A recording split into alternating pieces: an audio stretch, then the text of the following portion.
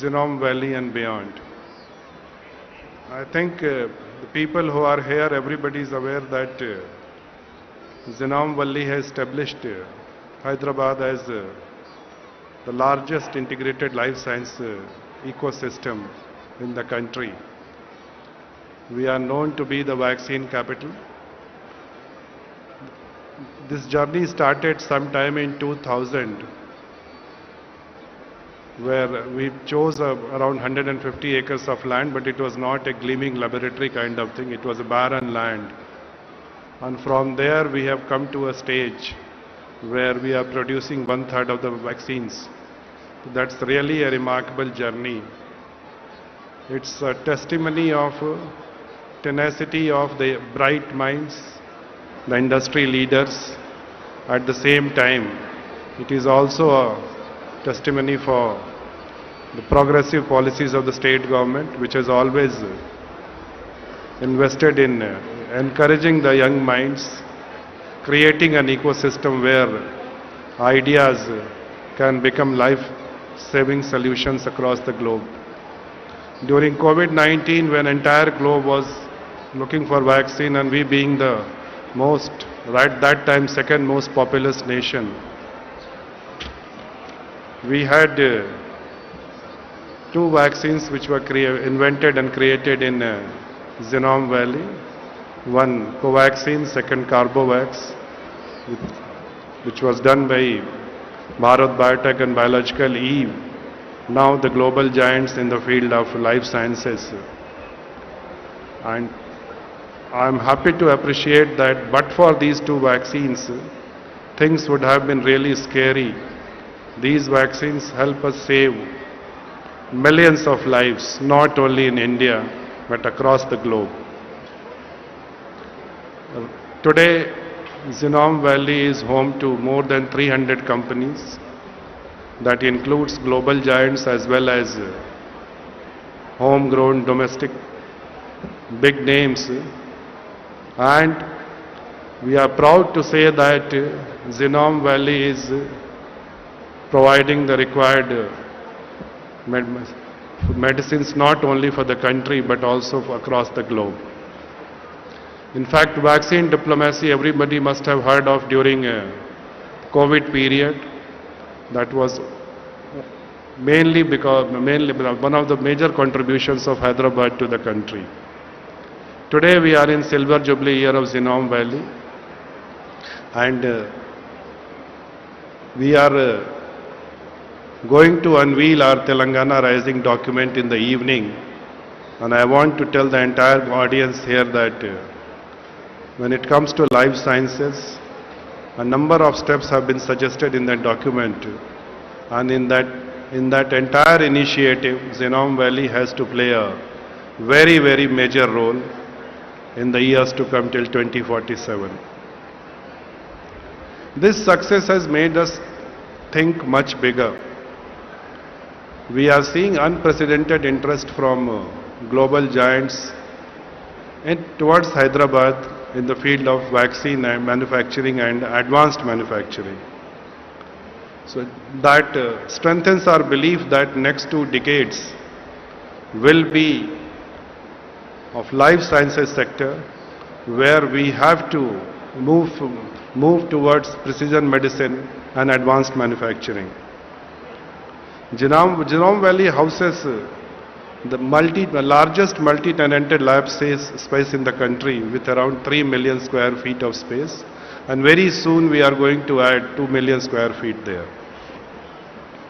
In addition to lab spaces, we have created One Bio, that is country's first common scale of manufacturing infrastructure, which will help companies establish proof of concept.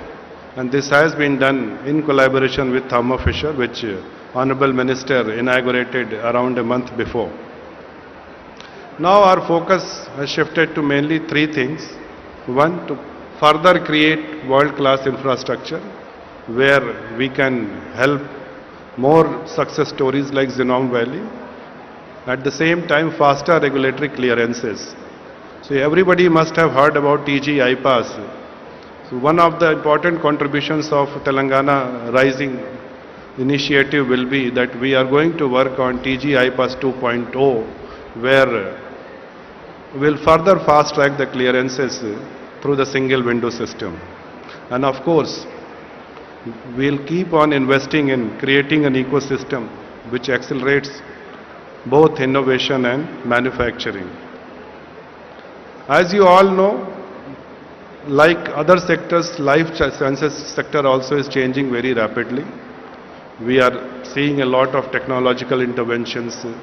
Artificial intelligence, we are going to play a big role in life sciences sector. So keeping that in mind, under the leadership of Honorable Chief Minister Shri Revant Reddy Garu and our Honorable Minister for Industry Shri Sridhar Babu Garu, we are going to soon launch our next generation of life sciences policy, that Life Sciences Policy 2.0, where in addition to further broad basing the incentives, we are also going to provide the same incentives for R&D sectors and advanced manufacturing. In fact, there was a long pending demand from the industry bodies to encourage R&D sector. In the new policy which we are going to launch very soon, that has been taken care, where R&D has been given status of industry, like whatever incentives are there for your manufacturing part, the same will be extended to research and development. And as you know, any success story has to have good collaborations, good partnerships. So we have forged partnership with regions like Flanders in Belgium and Queensland in Australia. And we are actively soliciting more and more such kind of partnerships which add value to this success story of Genome Valley. Today's panel brings together Honorable Minister and leaders from companies that have shaped Hyderabad's life sciences growth story. And I'm sure that this deliberation and insights will help us how to improve further on Genome Valley and to work towards creating life-saving solutions for the humanity as such. So, I look forward to this enriching discussion, that how we can take this entire movement further and to take this into the next phase. Thank you.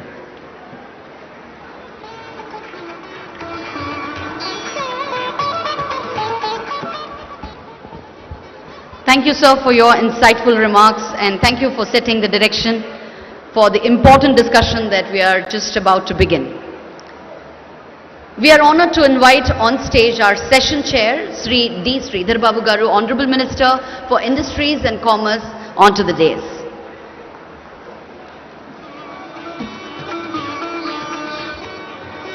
Ladies and gentlemen, with a big round of applause, let's welcome our Honorable Minister for Industries and Commerce, Shri D. Sridhar Babu Garu, onto the dais. I would also like to invite our esteemed panelists, Dr. Satyanarayana Chava Garu, Chairman, CEO, Laurus Labs; Dr. Madan Mohan Reddy, Director, Aurobindo Pharma; Dr. Anand Kumar, Managing Director, IIL; Ms. Priyanka Chigurupati, Executive Director, Granules India Limited; Dr. Srinivas Oruganti, Director, Dr. Reddy's Institute of Life Sciences;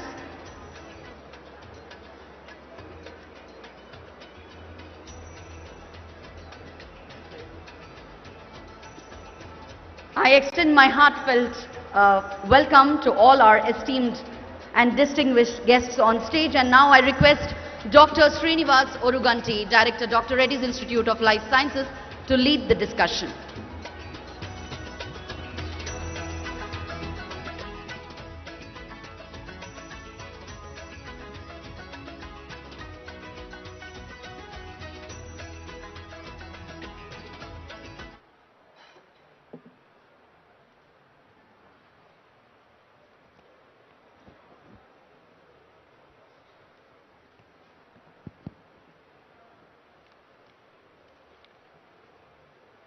Honorable Minister and all the distinguished panelists, in this very important roundtable, Genome Valley and Beyond, accelerating innovation in life sciences and beyond, as a part of the Telangana Rising Vision 2047 program. Sri Sanjay Kumar has already given the context of how Genome Valley is going to play a very important role in the life science ecosystem from Telangana, with creation of a strong impact for the entire world. So when we look at Telangana right now, it's at a pivotal moment, celebrating 25 years of Genome Valley, but also preparing for the next wave of innovation under this 2047 vision policy. There are a couple of facts I would like to kind of highlight once more. The life sciences ecosystem is ranked 7th in the world, a very prestigious recognition as a part which has come from the CBRE Global Life Sciences Atlas 2045. It is more than 1/3 of the global vaccines are essentially shipped from this ecosystem. 269 plus US FDA approved facilities are present in the ecosystem. Clearly we see that the entire life science ecosystem is transitioning from a manufacturing centric hub to an innovation driven powerhouse. So in this context, I think we are very close to rivaling Bob.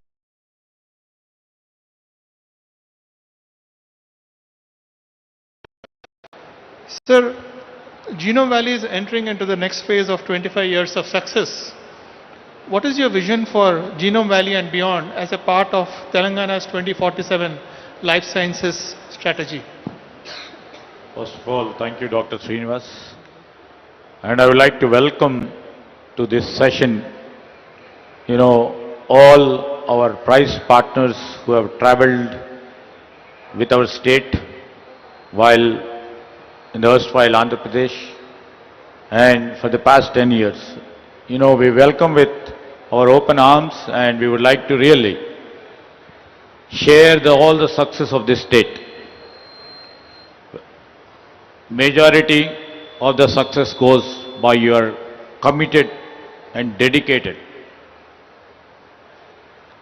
and true willingness in terms of evolving yourselves into innovation and make this Hyderabad a more viable hub for life sciences and the pharma. And in fact, I'm pleased to see Dr. Satyanarayana Chava here, Madan Mohan Reddy Garu, Anand Kumar Garu, and Ms. Priyanka Chigurupati Garu. And I see many, successful entrepreneurs in life sciences who are sitting off the days. I welcome you all. While Dr. Srinivas was just mentioning about, 25 years back, an idea has come. As a policymaker, we design so many policies, but ultimately it rests on the partners of this state and partners of the industry who makes it possible. When the idea has come to the policymaker then, and the idea, the vision to make this Genome Valley into one of the renowned life sciences hub for tomorrow's world. The idea has rolled into action, the vision has rolled into action, and ultimately we could able, for the past 25 years, we could able to run as a single valley in India which can promote life sciences in better way. And we are seeing the fruits of the Genome Valley over here. 25 years we just celebrated, and many people, while we are celebrating 24 years of the Genome Valley existence, and later what we could able to do, what should be our vision tomorrow. And we can't sit on it and we can't idle on it, and that's the real reason we just started our next innings of our vision. We have put One Bio, a platform for all the biopharma industries to incubate, to innovate, and to see that the incubation for the startups or the innovation which is required should be propelled and should be accelerated by the infusion of the government policies. And this is where we would love to really take up and shape our life sciences policy for next 20 to 25 years. If those people 25 years back wouldn't have thought about Genome Valley, nobody in the world should have been known about the Genome Valley. And many people would have their single existence, and as a group, as a conglomerate of industries, we wouldn't have been here. And I'm so thankful that all the partners of the industry made it possible. And time and again I keep telling, it's not about the policy which makes it possible. It's not about the ease of doing which makes us possible. It's a drive and intent of our entrepreneurs who made it possible. So, over the period of these 25 years, you are the witness, the elders on the days are the witness, the elders of the days are the witness, how the ecosystem has been built. It's not about the Genome Valley, it's about the ecosystem which has built very vibrantly, very strongly, and world all over is looking at us now. For the past 25 years, we could able to create that sort of infrastructure, one, and you could able to create that sort of a skill, and we could able to literally make world see what innovation really takes place. And that is the reason about 250 odd companies from 18 countries have their existence over here. And now if you name any big company or any emerging company, they would love to come to the city of Hyderabad and to the state of Telangana. That is the progress what Telangana could achieve over the past 25 years, and the city of Hyderabad could evolve itself. So I wish and see what we are trying to provide onto the platform, under the platform of One Bio. This is a platform where all the companies can use this platform, having access to the technology and come up with innovation. That is, and you know, I always keep telling elders over here that is high time what we would come up with $1 billion molecule. So we have a hope and we have a trust in the entrepreneurial spirit which they keep on dynamically moving. I see many entrepreneurs who have lots of expertise in this domain still have the fire in the belly. I can see somebody like Varaprasad Reddy Garu, he comes to me with a great other thinking that he wants to come up what after 25 years what this healthcare needs. So that that is the spirit of what we see, and we would like to share these experiences to our industry partners and also try to learn from them how the public policies or the policies of the government should be shaped in the next phase of 25 years, what we are calling as Telangana Rising 2047. The vision document with the vision of yours will be included in the release in the later part of the evening. Thank you. Thank you, sir, for laying out a very grand vision. And you have also, I'll come back to some of the specifics that you have mentioned. When we look into the major ecosystems, be it the Boston, Cambridge, or if we look into the Basel or the San Diego cluster, what is very evident is the life sciences ecosystem in Telangana is perhaps the topmost in terms of catering to affordable healthcare. So I think that is something which is a very significant aspect, and we will be focusing a bit more on the volume and as well as the affordability aspects of how the state would spin out these technologies. So just a quick follow-up question. You have also been championing through your leadership, creating a holistic ecosystem in terms of having the best in IT infrastructure. There's a lot happening on the IT sector. there is a lot happening on the educational sector, and you have put in all the elements that are essential ingredients for creating a very vibrant ecosystem. In this context, specifically coming to the topic of the life sciences, the next generation areas, just wanted to request your thoughts. How is Telangana positioning in the frontier areas like cell and gene therapy, synthetic biology and fermentation, AI-driven drug discovery, as well as digital health? You know, our focus is very clear. By 2047, we have to grow.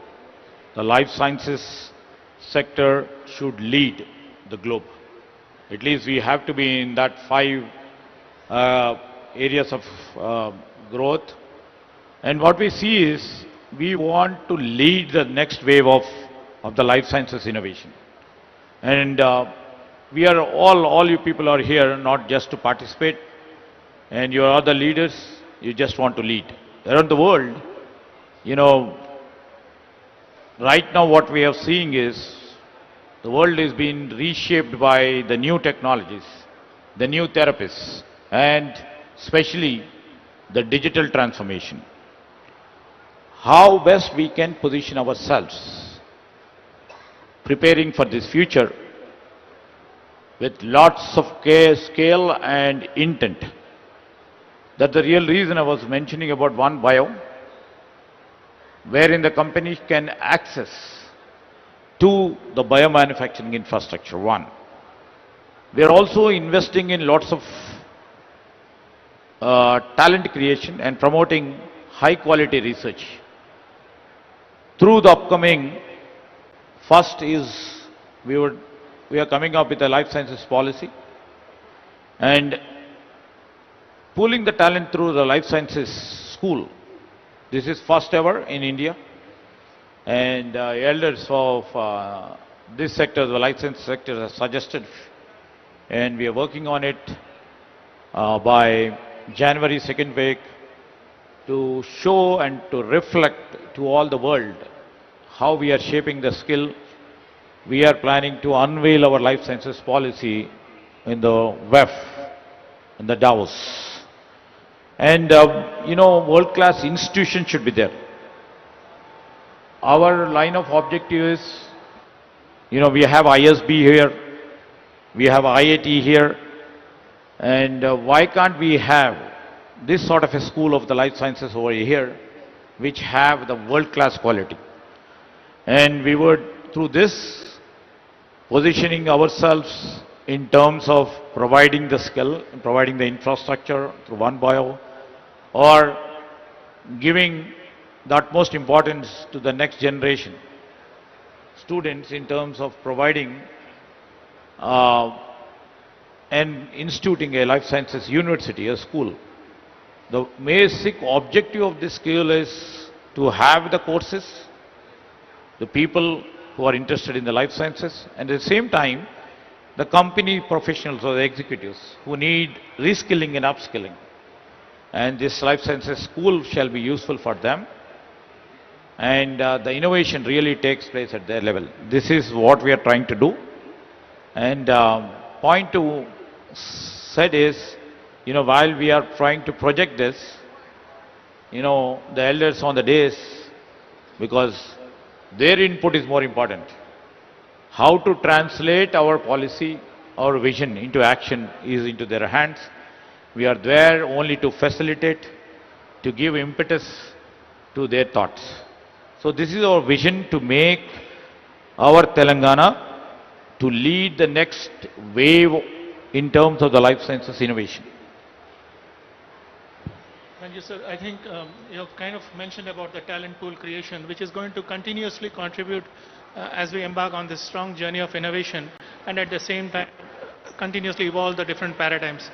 So let me then shift to, I think we are looking at 3 focus areas which would help strategically plan the entire vision for 2047 and upping the innovation to the next level.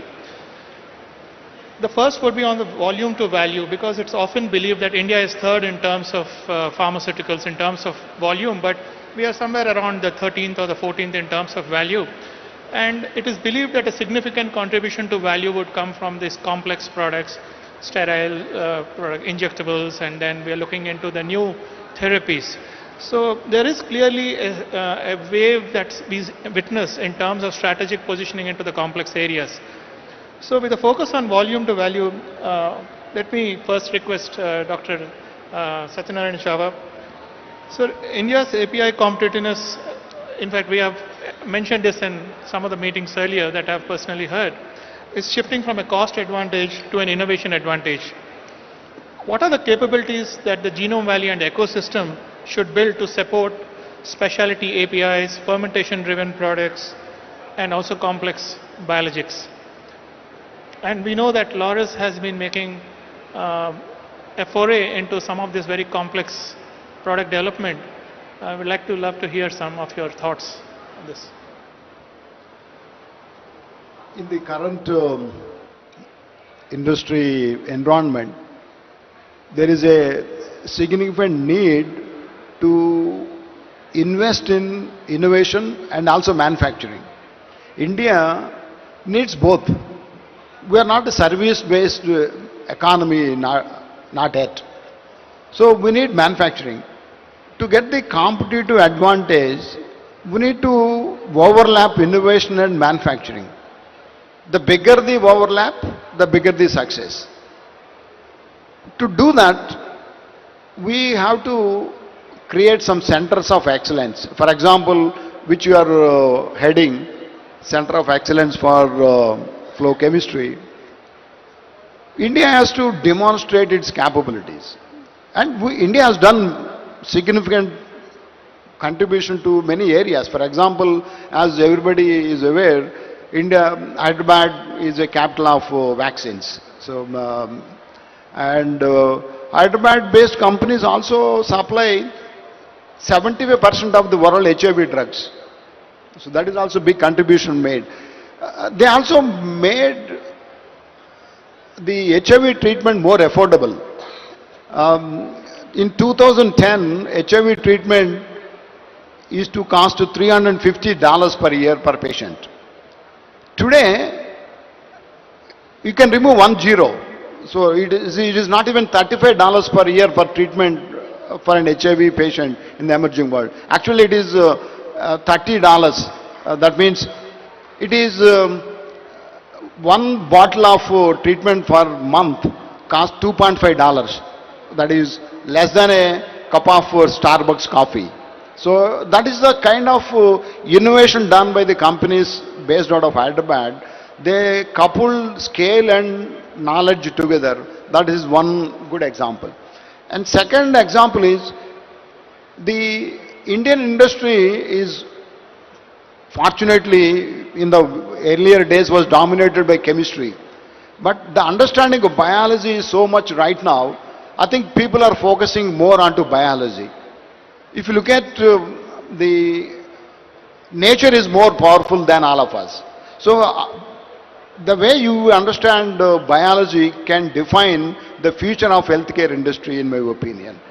Enzymes, fermentation, cell therapy, gene therapy, drug conjugates, all these will define the emergence of especially Hyderabad in this. See, India is known as a reverse engineering pharmaceutical industry. China is also did that, but China is not a fast follower. They became a fast innovators now. So 1/3 of the drugs discovered in the global scenario comes from China. So we have to see how quickly we can become from fast followers to fast innovators. That means we have to invest in basic education also. See, in the Western world, a lot of basic research, science is nurtured in the universities. It is lacking here. My request to Minister is invest very heavily into universities. Universities will create the future of the country. As you mentioned very appropriately, creating a university for life sciences, healthcare industry is one good step towards that. As a company, we also invested in cell culture. We invested in startups. So the culture of investing in startup is also increasing. In the last year, I heard there were 2,000 startups in biology. So that is an indication the number of companies will come up, number of new molecules will come up. As Minister is requesting in his every meeting, when India will become, Hyderabad will create $1 billion new drug. I think, in my opinion, it is not going to happen in small molecules. It is going to happen in large molecules. I think that is the kind of talent Genome Valley is also creating. And Genome Valley is celebrating 25th year this year. In the 25 years, Genome Valley has grown 25 times, I can tell you very clearly. So we celebrate, we were in Genome Valley for the last 20 years, and the growth we have seen in Genome Valley is remarkable. That was because of the good governments and also good governance and also the availability of talent within this region attracted so many people. As Minister said, we have 30,000 scientists in Genome Valley. You name any company in India, they have a R&D there. You name most of the global companies have also presence there. So, in my opinion, the new modalities like flow chemistry, biocatalysis, fermentation, cell and gene therapy, India can put, and Hyderabad especially, can take lead in these modalities. Instead of following, we can have the ability to lead. That means if you have to lead, you have to choose the recent advances in science. We can't take the very old chemistry and try to do that. So if companies focus on cell therapy, gene therapy, drug conjugates, biology, flow chemistry, I'm sure Hyderabad companies and companies based out of Genome Valley can lead the space. It's truly, I think, creating strategic leadership and impact. Laura's involvement in trying to bring together CAR-T at a both accessible and affordable via ImmunoAct. And these are something which is kind of inspiring, not just for Telangana, but for the entire country as well.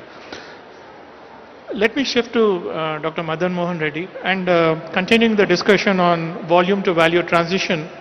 While retaining the dominance on volumes, I think it's very important to create high impact innovation at scale. Aurobindo has made strong moves in injectables, biosimilars and specialty products. What strategic advantages does Telangana offer for scaling these value-oriented verticals?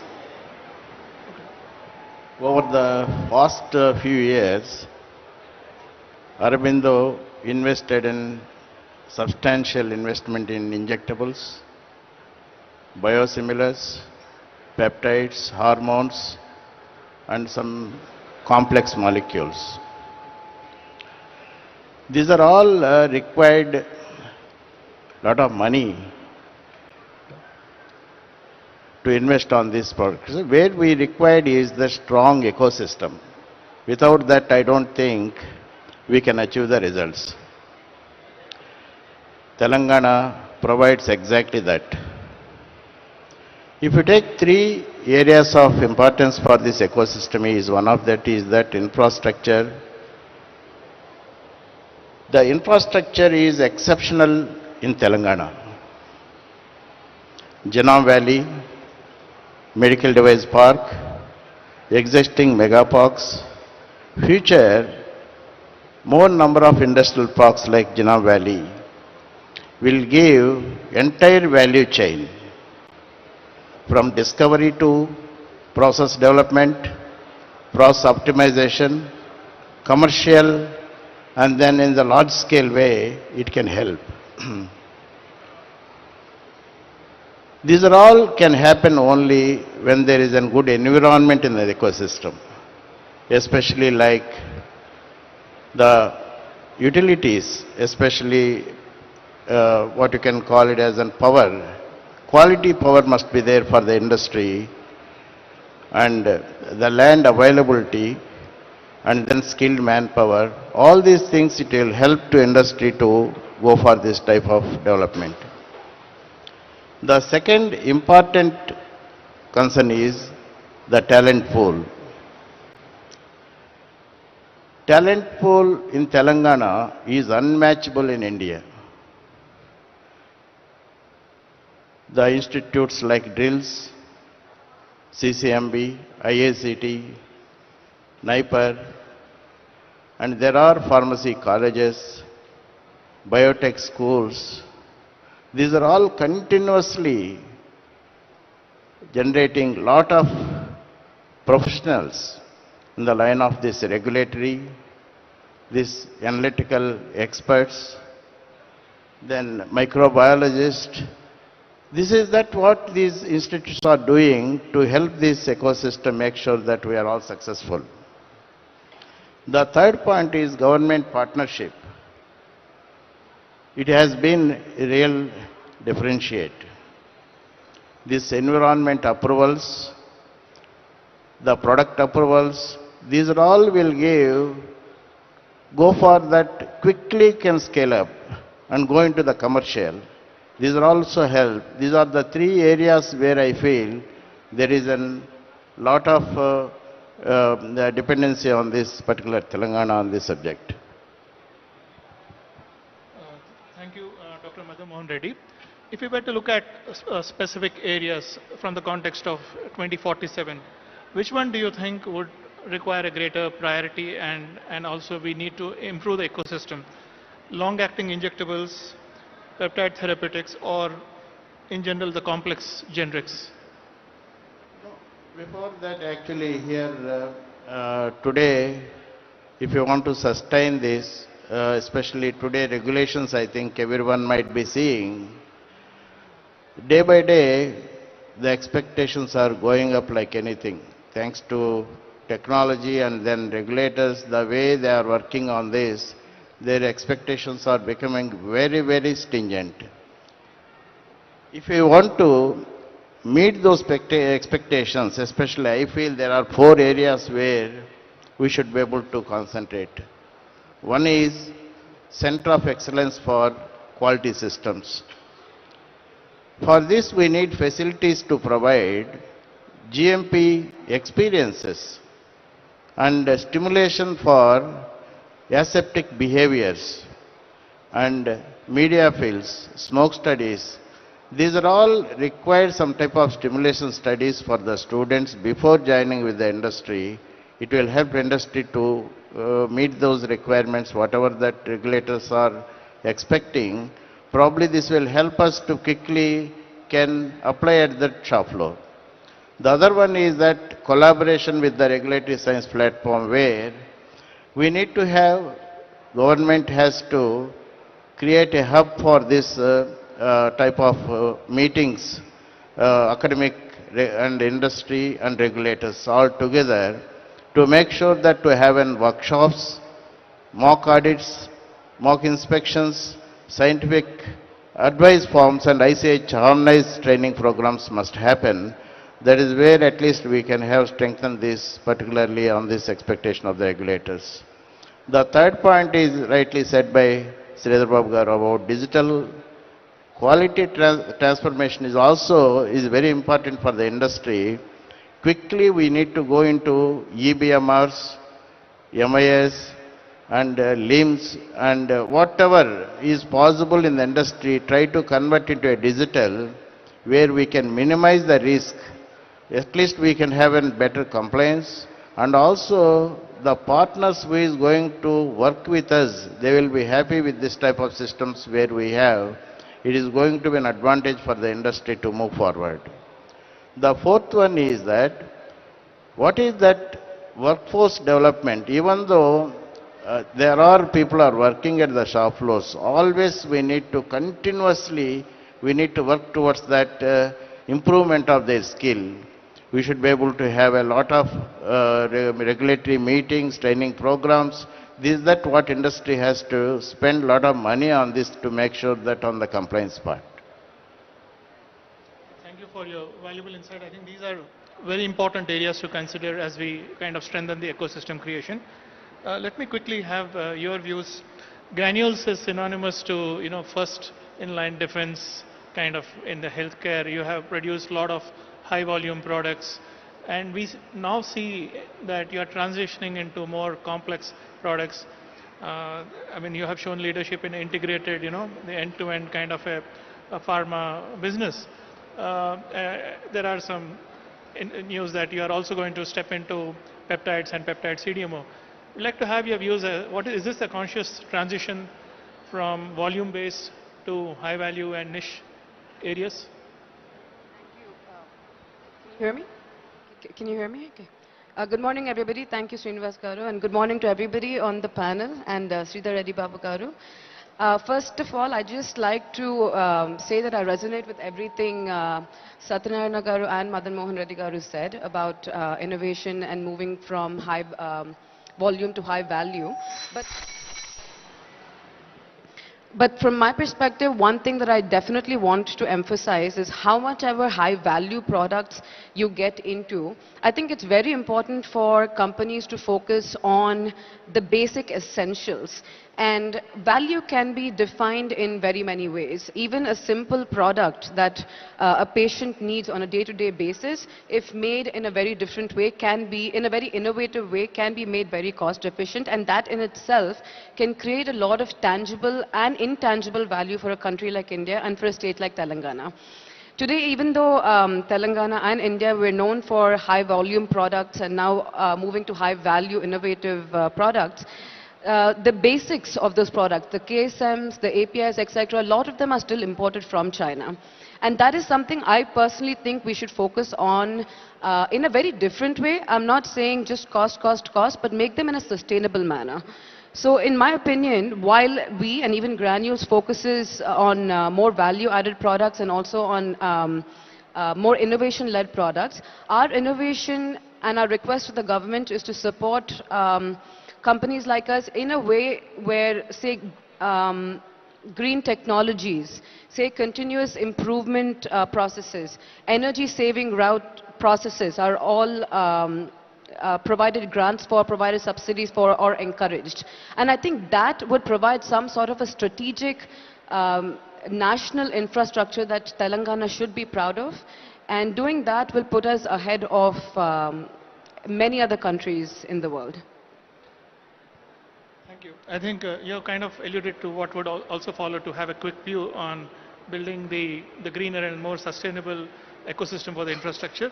Dr. Anand Kumar, your perspective would be very important because we are a volume-driven vaccine player, but there appear to be important areas like vector-based vaccines, mRNA-based platforms, and also looking at recombinant subunit constructs.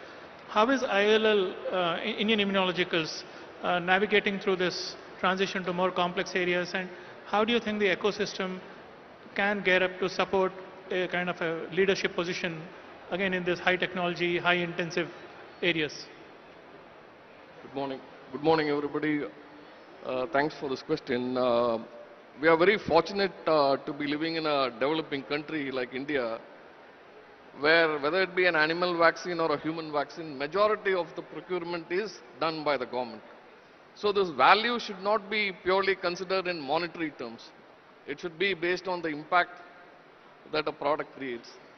So in India, because government procures majority of the vaccines and provides free to our citizens, still it will be affordability will be a very, very important parameter. And in terms of how the vaccine world has changed post-COVID, I mean, if you see the number of pharmaceutical companies in Hyderabad or probably in India, there are several thousands. But if you see the number of vaccine companies in India who are seriously into business, there are only 8 companies in India.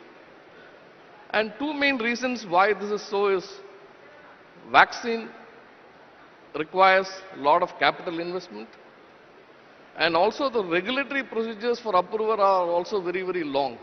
So to sustain this, it requires a lot of investment also and also a lot of patience.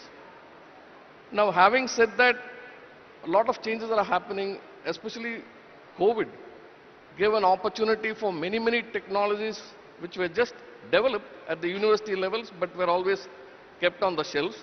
But COVID gave a great opportunity to bring them all, especially vaccines which used mRNA and also the adenoviral vector vaccines. See, we as an organization, I mean, we have been in Hyderabad since 1982. As a company which has made both animal and human vaccines, we are the single largest contributor to India achieving self-sufficiency in the field of vaccines. Now, what would be the future like? Now with newer technologies and also newer mechanisms of delivery, this game is going to change. One is, there is a lot of emphasis on mRNA vaccines, which got introduced as a part of the COVID, which gives you tremendous speed to develop. And it also doesn't require huge capital investment. And so what this would do is it would allow many players to come into this space. And currently the mRNA vaccines are prohibitively expensive because of the technology at the present state. But as months and years come by, I'm sure, because there are now self-amplifying mRNA, which the dose required is 1/10 of what is required at the present moment. So that will significantly reduce the cost. And also now artificial intelligence is being used in vaccines in a big way. For example, artificial intelligence is used to select a vaccine antigen within a virus or bacteria which can give you a longer duration of immunity.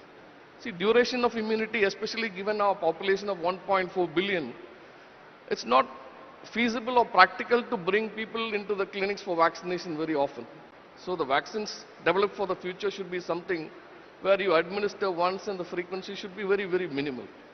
So that is another area which currently companies, including ours, are working on using AI to detect and select antigens which can give a longer duration of immunity. Then third thing is,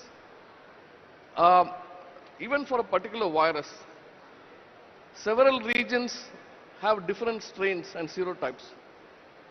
So it's a supply chain nightmare to make country-specific vaccines for a particular virus.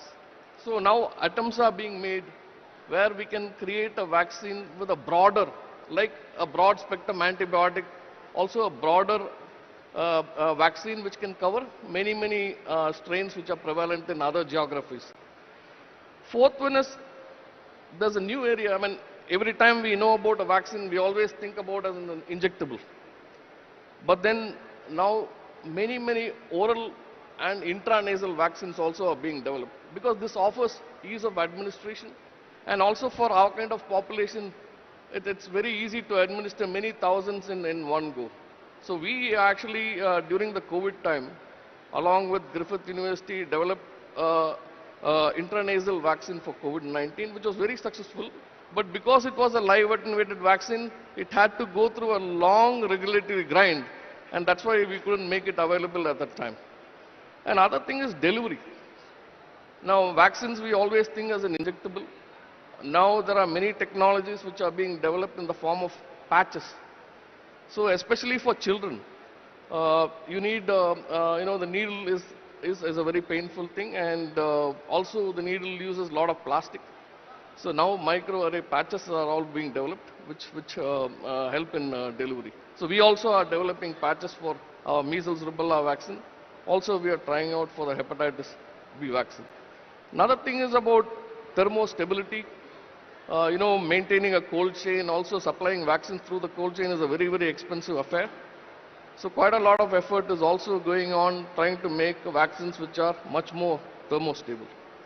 So these are all areas which we are developing, and of course in India or in any developing country, while you address the science part, always you should make in mind that it has to be accessible and also affordable. And we have been here in Hyderabad, our first manufacturing plant started in 1982 in Gachibowli, and later we also have two plants now in the Genome Valley Biotech Park. The first one started in 2012. And now we are establishing another plant spending about 700 crores, which will be mainly for animal vaccines, for both for India and also for outside. Thank you, Dr. Anand Kumar. Just wanted to kind of transition into, there is another big expectation in terms of sustainability, digital integration, because all these are becoming expectations from the global regulatory agencies. On one side, we are navigating foray into complex products and complex biotechnology. In the context of Indian immunologicals, how are you kind of transitioning the manufacturing into a more sustainable manufacturing? Your quick views on that would be very helpful. So we are a very socially conscious organization. We have tried to balance as much as possible between profits and social good. We have, caught on to this One Health concept many decades ago. Today, One Health is being widely talked about, but IL has been doing this One Health because we are making both animal and human vaccines, and we significantly contribute to the health of both. The third element in all this is the environment. See, any manufacturing activity will cause some amount of harm to the environment that we live in. So it's all about how do we minimize that so that we leave this planet in a state where our future generation can live, in a very, very happy manner. So we at IL have undertaken many initiatives which will reduce our dependence on fossil fuel.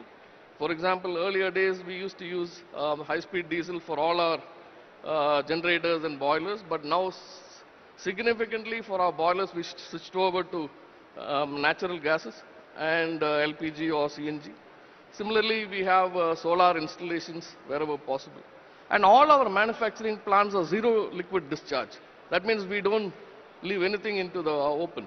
So we recycle and reuse nearly 30 to 35% of the water in our manufacturing plants in such a manner that our consumption also is significantly reduced, because you have to be very, very cautious about the power and water utilization.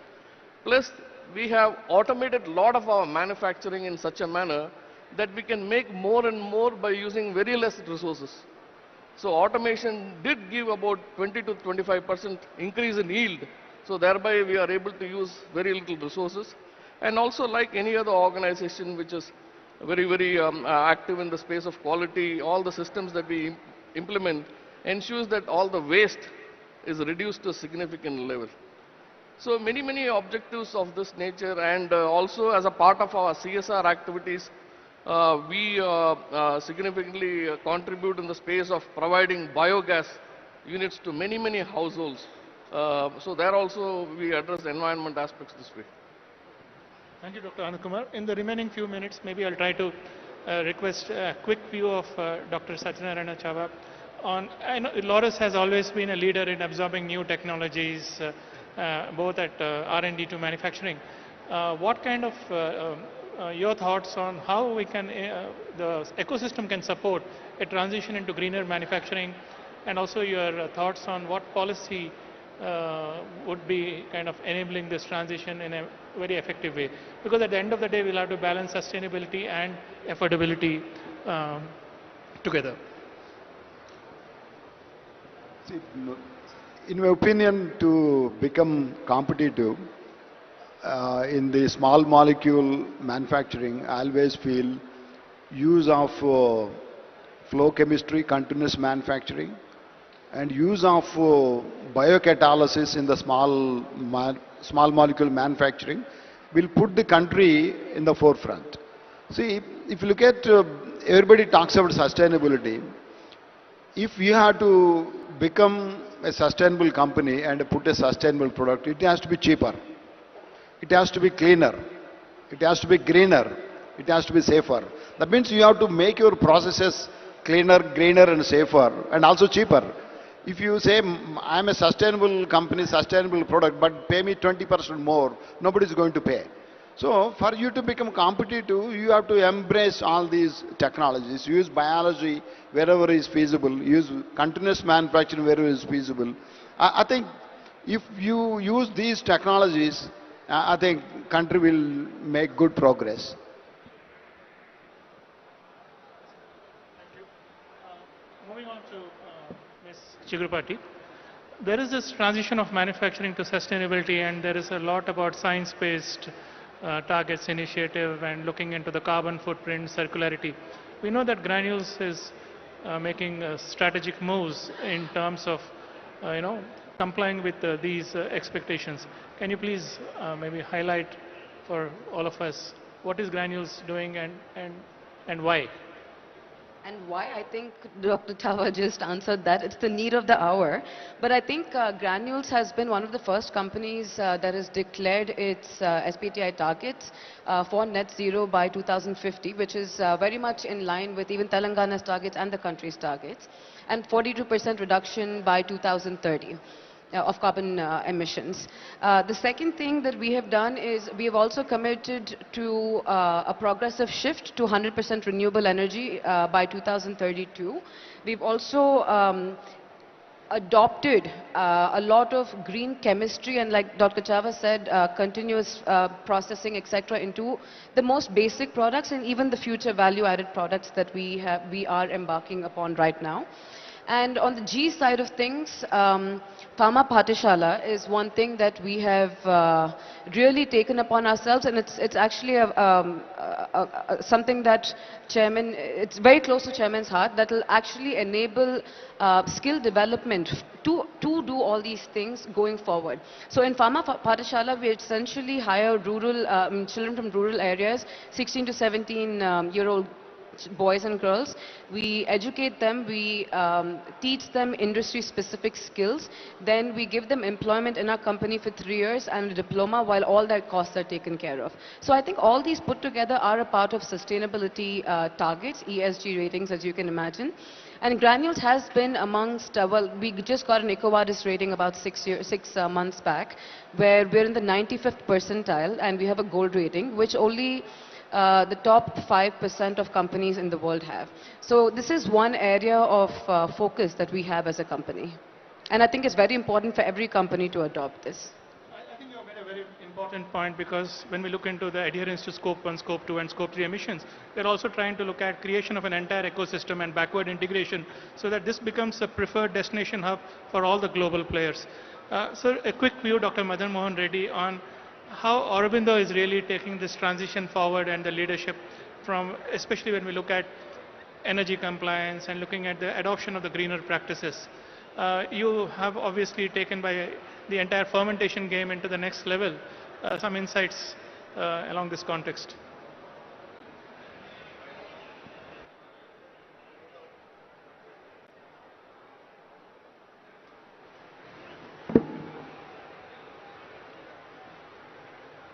By 2047, sustainability will be the regulatory requirement, not a choice. All industry thinking to not only, there are two ways industry always work on that. One is for the benefit of the industry, other is that for the nature of that, whatever that sustainability requirement.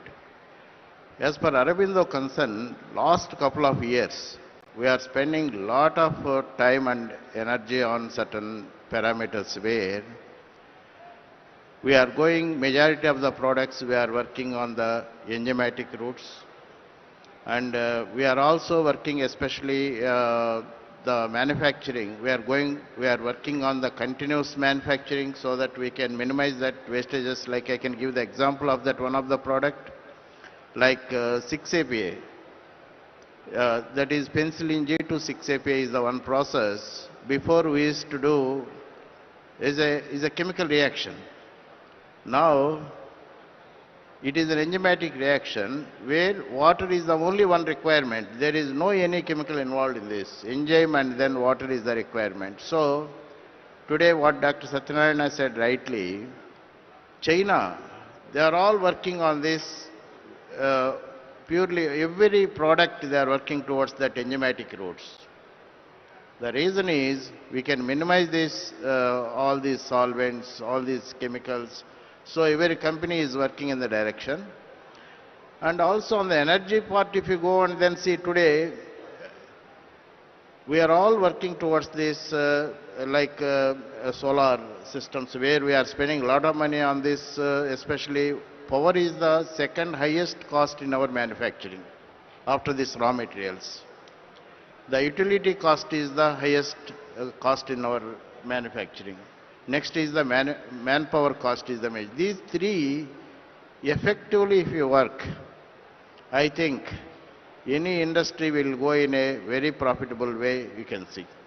Today, all organizations, they are constantly working on the AI technologies, and then all automations, especially in the manufacturing area. So each and every portion we are making, it is not like that our objective is reducing manpower. How qualitatively you can deliver the product is the catch. If you don't have this, I don't think we can win this, and then we will be there in this, especially in the pharmaceutical business. Thank you, Dr. Madan Mohan Reddy. I think we have got some really important insights, and if I look back into the Genome Valley, it's about having the right DNA and having the right building blocks which will code for the right RNA and eventually the protein. Before we conclude, we've also got some very important aspects of what would be the desirable policy-based recommendations and infrastructure creation. Sir, I would like to request, before we conclude, what message would you like to give to the global innovators as well as investors to consider Telangana as a long-term life sciences destination? Yes, thanks for all the input given by the industry leaders over here. And in fact, all the global leaders and the leaders from India who are all here. And everybody knows over a period of time, Hyderabad and the state of Telangana has become the vaccine capital. I can't say thanks to COVID, but it is exhibited. When world required us, you all people were there, and Telangana proved its mettle. Thanks to everybody over here. And secondly, the past 2 years, when we set the process of our governance, and our Chief Minister and our government, has reflected to the industry partners that all the policy initiatives by the earlier governments will be forwarded or pushed forward. And over the past 30 years, if you have seen, the industry ecosystem over here has proven that even though different ideological, political leaders exist on governance, our perspective, our focus will be to develop the industry and to see that the fruits of this industry will be shared among our people. And that's how, these 2 years too, we were very keen to enhance the policy initiatives, which shall be globally competitive, and we will rise to the global standards of our policy making. And this is how, the great excellent team what we have in the government, we could able to really get about 63,000 crores in just 2 years as investment from different global partners. And thanks to all the industry partners who have trust in us, who have accepted the leadership over here, and who would like to take the advantage of the ecosystem which is available over here. And everybody knows it's Hyderabad, and this state of Telangana is home to 8 of the world's 10 pharma companies and about 2,000 life sciences firms. I wish to tell you that the firms all put together value about $100 billion over here. So my message to the prospective investor over here, whatever the great leaders on the days or off the days who you interact over a period of this day will reflect what is the great ecosystem available over here, what is the potential available over here, and what the nuances of the government it is taking. And secondly, to mention, reacting to the industry leaders here on the days, when Satyagaru was mentioning about universities. So we are specifically trying to focus on the areas of the domain expertise universities and also the general universities, the common universities. And we have come up to all the people over here, the new initiative which our government has taken is to come up with a Young India Skills University to impart skills, only specifically to skills which are required by the industry. When we found that there is a gap between academia and the industry, so the gap has to be filled. How do we fill it? The classic example is when we have come up with the life sciences university, the skills university, and I would like to mention, it is totally industry driven. The industry captain, like Anand Mahindra, is the chairman. Government as such only facilitates the running and the governance of the university. And many industry partners, the captains have come to share the burden of teaching and training the students who come over there. And in terms of the life sciences and the pharma, I would like to mention when we have floated this initially, the first taker was Mr. Satish Reddy of Reddy Pharma, Reddy Labs. You know, 2 batches have come out, and those people who are skilled, only specifics to the life sciences, they have been attracted by mostly by the Dr. Reddy Labs, which is a win-win situation for them because they will be ready on the job, ready for the job on the day one. Likewise, we have sectoral training in this life sciences university, in this skill university. So when, our director was mentioning about to float a life sciences specific domain expertise university, we jumped into the idea, and skilling as such is a most important criteria for us, for our government too. And that's how we have come up with the life sciences university. So I wish to mention before all the global investors over here that please come and join us to build the world-class life sciences system. Telangana is a place where you should be there. With, all the people were just telling that we have the world-class infrastructure. And I'm not, selfish to say we have very, very proactive policy environment over here. And thanks to all young students and young employees who have the high quality talent here. And the spirit of the deep scientific capability is here in Hyderabad.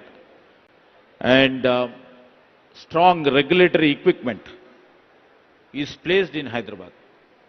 So these are all important aspects. When you come and partner with us, we will try to provide you all with us. We always see the global companies as a partner would be shaping their future and also they're shaping our state future. We would love to come see not just as an investors. Please come and share our journey. Share the dream what we have for 2047. And the vision of 2047 that looks ahead. We will definitely share the vision what we have interacted with the industry leaders, and we are coming up with a policy perspective. Sir, while taking the account of all the elders of the days who have been specifically mentioning about few things, when they've been mentioning about the frontier biology, about the flow chemistry or the biologics, or the gene therapy or synthetic biology. We are working absolutely, whatever the input what they have given is absolutely necessary to build that sort of a systems. Almost all the systems are in place. We will try to enhance and value add for it. And when Madan Mohan Reddy was mentioning about the quality power, we know that the power is most important raw material for the pharma and the life sciences industry. And that is the reason after such a long time, if you have seen, we have come up with a new energy policy. This new energy policy will help industries to grow, will help industries to have access for the open access or to build their own systems of the energy building. We are also keenly stressing our point in building the green energy systems, and that's how the new energy policy is focusing on PSPs. Our new energy policy is focusing on the solar power, and new energy policies are mentioning about the power banking too. So these are the few key advantages what you have been mentioning about, sir, you are mentioning about the regulatory framework, how it should be. The regulatory framework as such in all the 5 clusters, because I had been to Basel also. I've been trying to know the systems over there in the Basel too. The regulatory framework over there is too stringent because it is concerned about healthcare. As everybody is very conscious, all the industry leaders are also very conscious about the healthcare. So, in terms, what Mr. Madan Mohan Reddy are mentioning is to have a constant interaction between the industry and also with the regulatory framework holders and also with the policy makers. So, we would like to come up with an idea of having a regulatory flow auditors meeting with industry along with our policy makers, including me and my team. Every 6 months we will love to have that. This is the new initiative right now we are mentioning from here. And in terms of, quality power or the land availability or the talent power, I always take pride in my, talent pool and all. What Priyaji was mentioning about the green technologies, we are here for it. And what Anand Kumar was mentioning about the affordability, how you create, we take the conscious of it. Ultimately, I would like to tell to all the global investors over here and the partners who have sailed with us for over the past 30 to 40 years. Our mention is from pharma pillar. We have to grow as India's farmers engine, where we'll become the world's advanced sustainable manufacturing here. That is our future vision. And in terms of medtech, where the convergence of our pharma with the technology, because we are technology-driven state, we would love to see that the domain expertise like the med field, the bio field, converges with the tech and becomes from the vaccine leadership to the global epicenter for frontier technology centers in biologics and the therapy. And third thing what we are mentioning, Anandji, is the medtech pillar, where we would like to focus from India's integrated medtech hub into a global hub for intelligent device and the procreation center. We would like to come up as a pillar for that, and absolutely what the need of our is the innovation center. We would like to powerhouse this Hyderabad as a global innovation center for tomorrow, from hosting the world's top 10 pharma and also the major vaccine companies, and becoming the global command circle of innovation. This is our vision in 2047, the vision document which will be released by our Chief Minister, Mr. Revanth Reddy. And with this, hope I could able to convince most of the global players to come and part and be parcel of our ecosystem. Thank you. Thank you, sir, for a truly inspiring sharing your vision for a very strategic and all the moves. And it was really a privilege to listen to some very important inputs that would become essential elements as we progress from today to 2047 in realizing the vision. On that note, I think it was a privilege to be part of the panel, and I thank all the panelists, esteemed members, and Honorable Minister for their valuable time.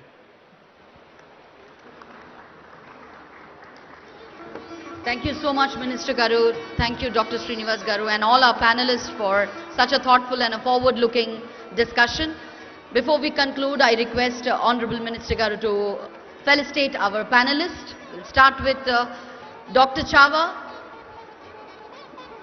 Dr. Satyanarayana Chava, Chairman, CEO, Laurus Labs. I request Minister Garu to felicitate our panelists here on stage.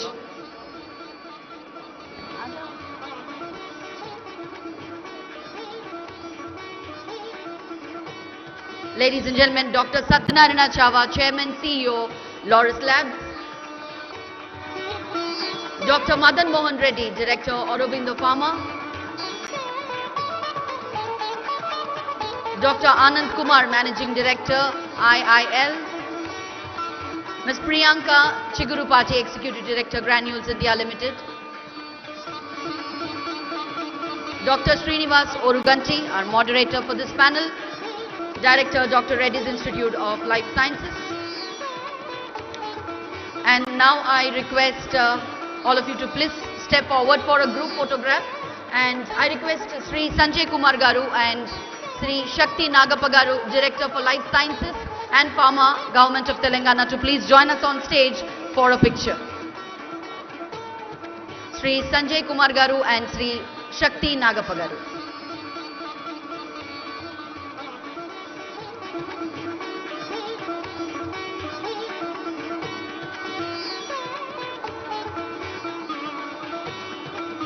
Once again, thanking our panelists for joining us on stage for such a thoughtful discussion. On behalf of the organizers and everyone present here, we extend our heartfelt gratitude for your time, knowledge and your commitment to shaping Telangana's life sciences vision for 2047. Thank you very much, ladies and gentlemen. It's time to move on to our next session of our panel discussion, and that's investing in inclusion, prospects in affordable housing. In just few minutes, we are about to begin the next panel discussion that is set for the day.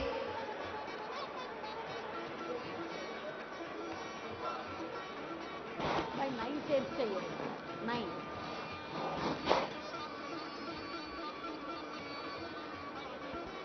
I request, I can see many of you all standing back there.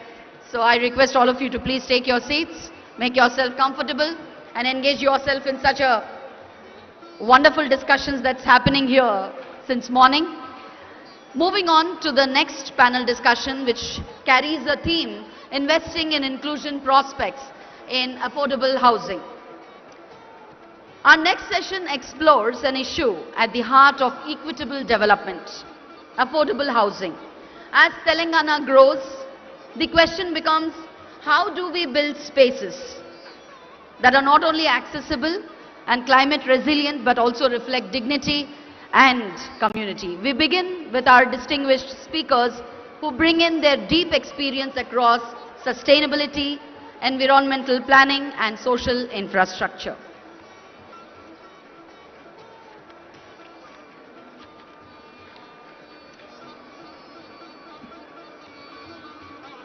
Depth.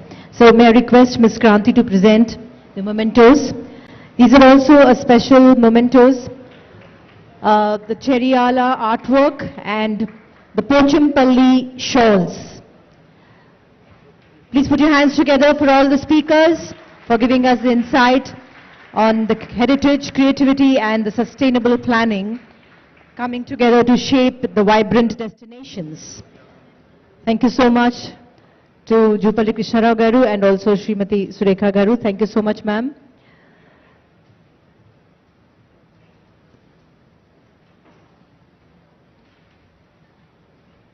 Our next session will start immediately.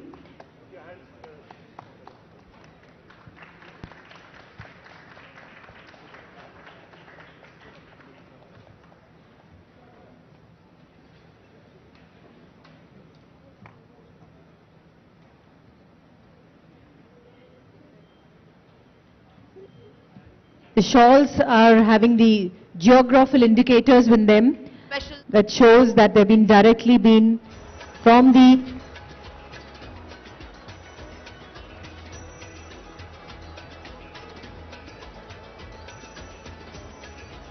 I'd request Mr. Gautam Garu, Special Secretary Housing, to please join us on the dais.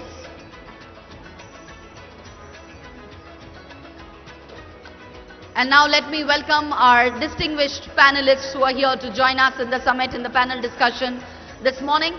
We'll start with Mr. Vasudevan Suresh Garu, former CMD, HUDCO. Mr. Vasudevan has served in HUDCO in various capacities for 23 plus years and has become the CMD of the HUDCO, during which HUDCO registered all-round growth in housing, infrastructure development and finances with techno-financial assistance and many others, retail finances as well. Let's welcome Mr. Vasudevan Suresh Garu on stage.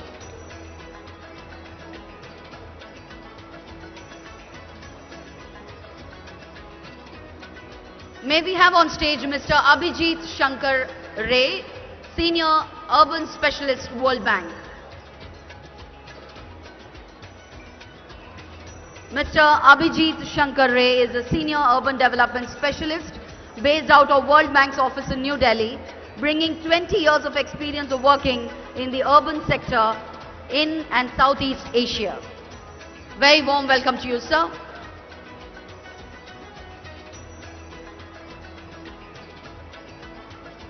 May we also have on stage Dr. P.S.N. Rao, Dean and Professor of SPA, Delhi.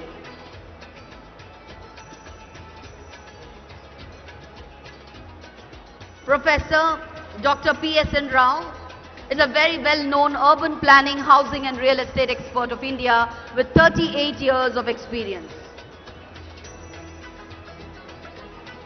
Welcome, sir.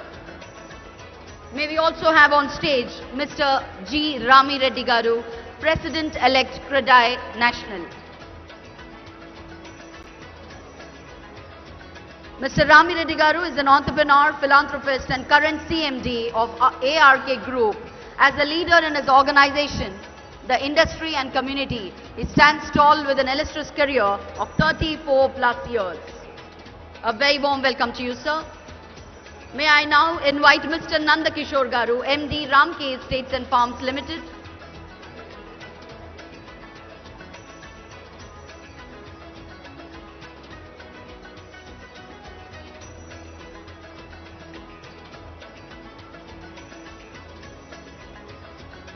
A very warm welcome to Mr. Nanda Kishore Garu, MD Ramke Estates and Farms Limited. May we also invite Mr. Ajitesh Garu, founder of ASBL. Mr. Ajitesh Korupolu, founder of ASBL.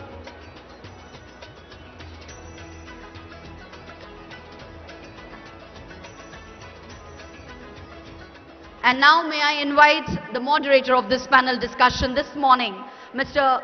Preetham Mehra, Senior Executive Director and Head, Government Practice CBRE, India.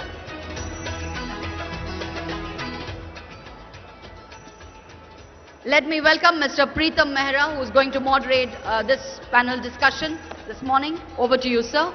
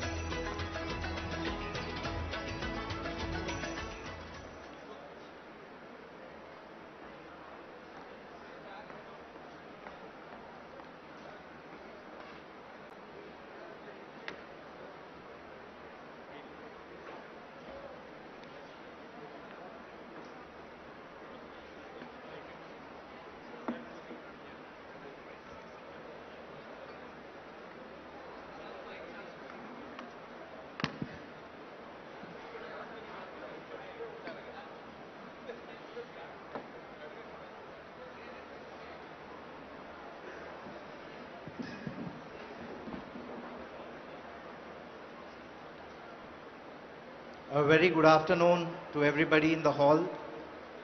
It is my pleasure and privilege to have such a distinguished panel along with the Honorable Minister for the Housing Department for the state of Telangana. So thank you so much for taking the time and being with us. It's also a pleasure to have Mr. Gautam, Special Secretary Housing, Government of Telangana on the dais with us. And of course, you already heard the profile of the panel speakers on stage. It has been a pleasure for us to have all of them here. A lot of them have flown down to Hyderabad to attend this specific event and to be part of this distinguished panel. Before we start the panel discussion, it is my pleasure to invite the Honorable Minister to share a few words and his vision for the Housing Department for the state of Telangana.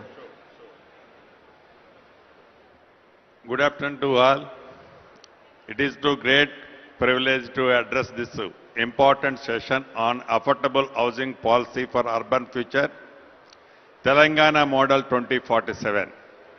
As part of the Telangana Raising 2047 Global Summit, today's discussion is the Art of Telangana Vision 2047 as prosperous, inclusive and human society where every family, regardless of income or background, has a safe, secure and dignified home. Historically, Telangana has always contributed for provision of housing towards all sections in the state. With our government constructing over 42 lakhs houses under old Indirama scheme and now another 3.5 lakhs houses in progress under new Indirama Illu scheme. Housing Board and Rajiv Sagraha have also contributed to over 1 lakh middle income houses.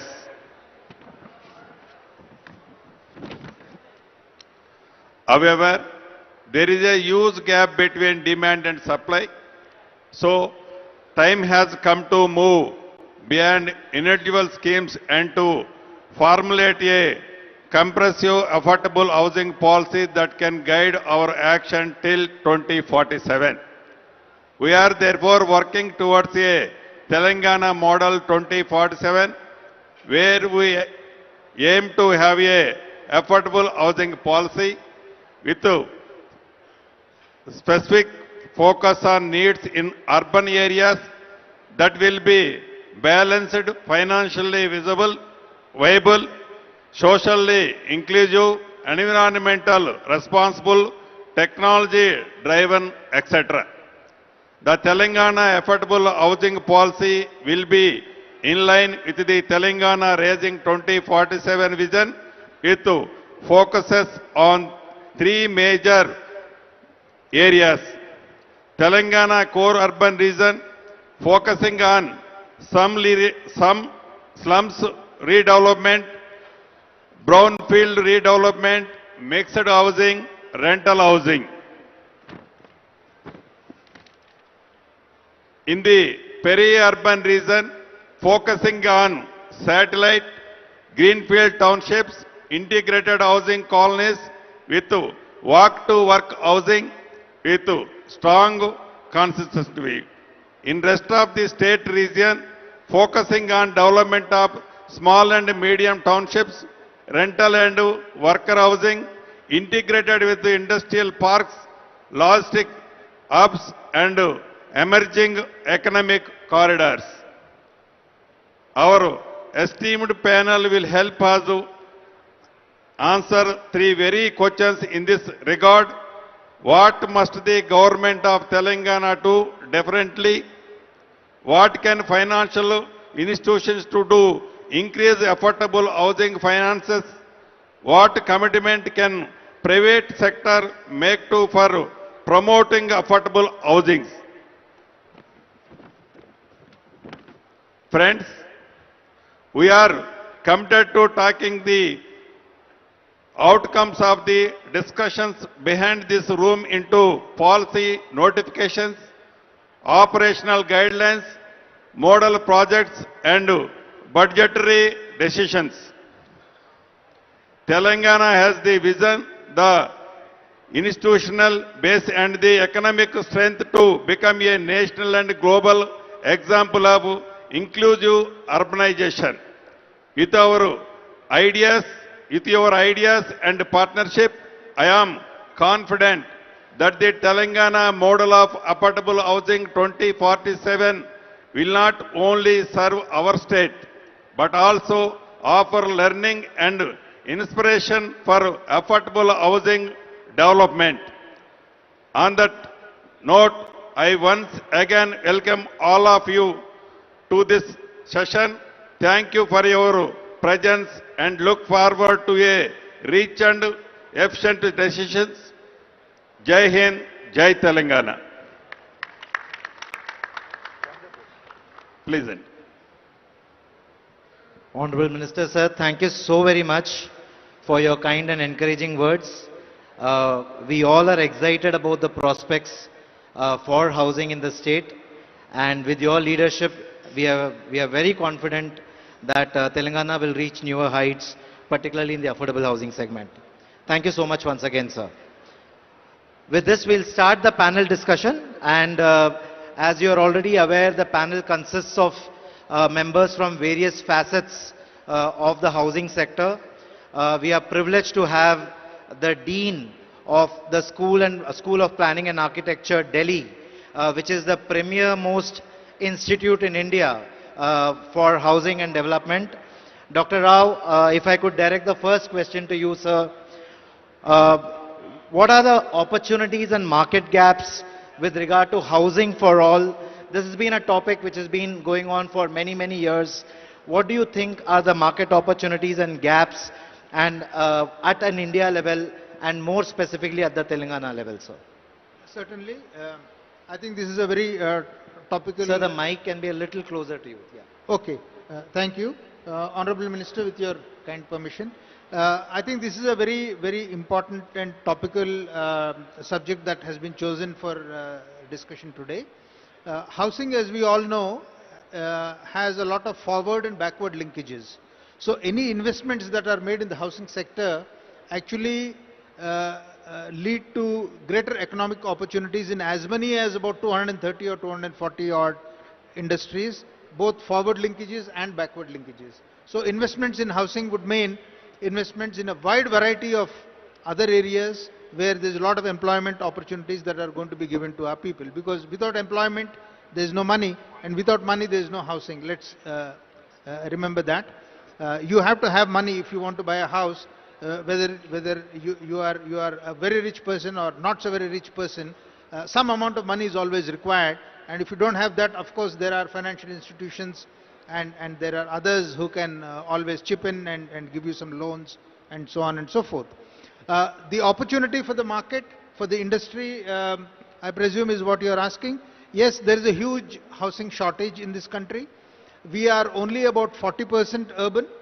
The last time we had a census was quite some time ago. But while we are waiting for the next census, we presume that we are about 40% urban. So we still have a large number of people living in the rural areas, and we still have a lot of people who want to migrate into the urban areas because of the employment opportunities, which means that whatever is the urban housing shortage, which is in several millions, is only going to increase in the times to come, which means that the opportunity is humongous. There are some estimates that as of the year 2022, the urban housing shortage, the total housing shortage in Telangana is about 2.8 million, out of which a major chunk actually happens to be in the urban areas and a very small percentage in the rural areas. This is obviously going to increase in the times to come when more people from the rural areas will come to the urban areas. Now, market opportunity, the government is already doing its bit. You have the Indira Housing Scheme, you have the Andhra Pradesh Housing Board, you have the AP Housing Corporation Limited. They are doing a fairly good job. You have the Pradhan Mantri Awas Yojana, urban and Shahri and Gramin. Some funds are coming from there, some funds are coming from the HUDCO as well. But is that enough? That is clearly not enough, because we still have a large number of people living in the slum areas, which are in not just Hyderabad, but several other urban centers in the state of Telangana. So, what do we do with them? There is a huge corporate sector, real estate developers. We have members from the CREDAI also here with us. And real estate developers are providing a lot of housing in the urban areas. But this housing is, of course, for the upper and middle income segment. Can they also down-market their products? Can they also provide for the lower income population who cannot afford maybe a 3-bedroomed house, but can perhaps afford a 1-bedroom house, maybe something costing 30 lakhs, 40 lakhs, 50 lakhs. Why cannot they provide for it? Unfortunately, in our country, there is also luxury housing demand. So developers, obviously, they are in here for making money. So they are catering to the luxury housing demand, which perhaps is now more or less getting saturated. If you look at the inventory overhang, if you look at the vacant housing, there are figures where luxury housing is more or less now saturated. So if developers want to remain in the business, then I think you better start building small, get into the one-room segment.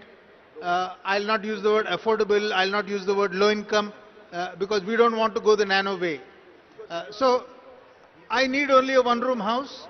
I could be a rich man, I could be a poor man, whatever. So you have products which are of a wide variety, wide range, wide ticket size, costing from 20 lakh, 30 lakh, 40 lakh, going up to 2 crore and 3 crore.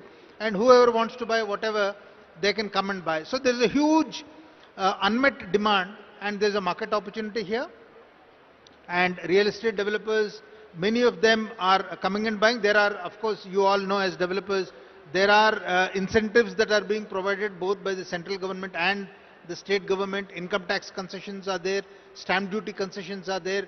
Almost all state governments now have affordable housing policies. I think Telangana one is on the anvil.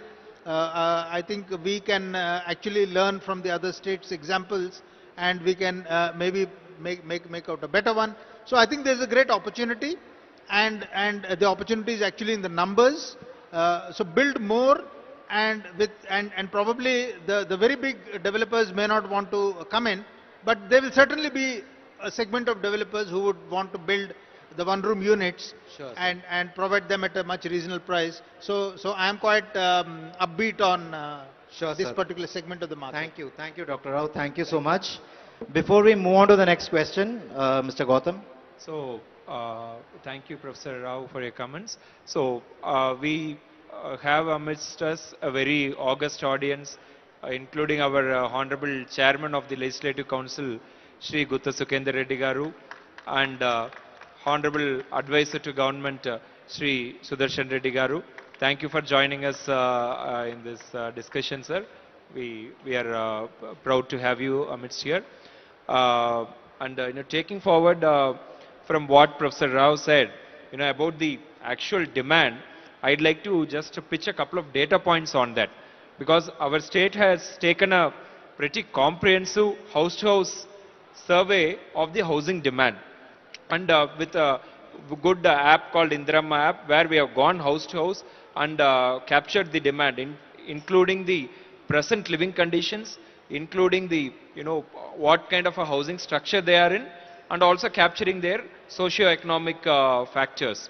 So we still have an unmet demand in urban areas, an unmet demand of 20.33 lakh in the LIG/EWS segment and 8.77 lakhs in the MIG segment. And yes, total of 28 lakhs, 8 lakhs in MIG and 20 lakhs in LIG/EWS. And in fact, these are not people who are completely dependent on government subsidy. Of course, EWS government will be, catering to, and this government is very, very committed as part of the Indirama ILU scheme. But, there is a lot of purchasing power, but the bracket of, the supply in that bracket is missing. That is what is reflecting in this demand. So I just want to place these facts before the panel. Sure. I request Preetham to take. Sure, Mr. Gautam. Thank you so much for highlighting those statistics. So I'll quickly move on to the President-elect for CREDAI National, Mr. Ram Reddy. Sir, from the industry standpoint, you just heard the statistics shared by Mr. Gautam. He said there's a latent demand for about 28 lakh houses. So 8 lakh houses in the MIG segment and about 20 odd lakh houses in the LIG segment. How is the industry viewing this? How are you looking at this opportunity? How can you, as the leader in an industry body, motivate the private sector to participate in this opportunity, sir? Yeah, thank you, Preetham. Sir, thank you so much for giving that figures. 28 lakhs, it's a surprise to us. I mean, the demand, what you're talking about it. Yes, CREDAI plays a role. I mean, across the state, we have 15 chapters. So every chapter have a big connection with the CREDAI Telangana state. So that housing demand, today you talk about especially middle class. So affordable housing, there is a definition of 45 lakh rupees is the cap, and 60 square meter in metros, and non-metro is 90 square meters. This 45 lakhs cap was decided 8 years ago. So today in 45 lakhs you are not getting those affordable houses. The definition of affordable housing has to be redefined. So this we have been giving the representation from Credit National multiple times. Hopefully, I mean, this time also we met the Honorable Finance Minister, then Housing Minister. Possibly this budget we are expecting that limit of affordable housing going to be increased. That's very much required, sir. I request the Honorable Minister from your side also has to push for this, sir. Otherwise, so the very basic affordability where we are getting the land prices have gone up, the construction costs gone up, everything has gone up. Inflation, you can see 8 years inflation, if you take every year, I mean 5 to 7% inflation is there. If you take that also, it comes to 75-80 lakh rupees. So this we have been continuously talking to the governments, but hopefully this time I think after talking to them we got some positive note and we are definitely going to have this. So affordable housing definition, then concessions has to be given. Even in the cities like Hyderabad, if you want to build an affordable housing, so land prices are so high. So getting affordable is very challenging, sir. So I request the government has to look into this and provide some lands to the developers on a PPP model so that developers will come forward and they will build so many affordable houses, then they will be having their own business models. So this will definitely will encourage the developers and it will become easy for you to also cater to so many ways, sir. So definitely yeah, thank you. Good idea, na? Definitely will work out it that way also. Thank you so much, thank you so much. Yesterday, Preetham was mentioning about the old, I mean, what do you call, all housing board houses were there. So, example, Kukatpalli. Kukatpalli housing, there's a prime area today. Ground so, plus 3 present. Yes, yeah, if you make it a PPP model, definitely it's going to give a big boost to the, I mean, this affordable housing, sir. Thank you so much. Great. Mr. Ram Reddy, you stolen a couple of questions that I had, but it's good that we got a response from the Honorable Minister as well. I'll quickly move on to Abhijit from the World Bank. Abhijit, the Honorable Minister spoke about the financing opportunities and available of funding for the housing sector. How does World Bank come in and support state governments, the private sector, and ultimately the end users and buyers?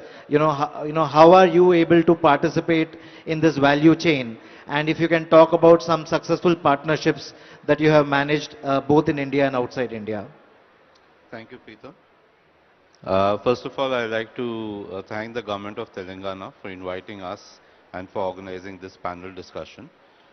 So from the World Bank Group's perspective, which includes both the World Bank, the IFC and MEGA, which is our private sector financing arm and guarantee arm respectively, we generally look at engaging with our government counterparts in 4 areas when it comes to housing.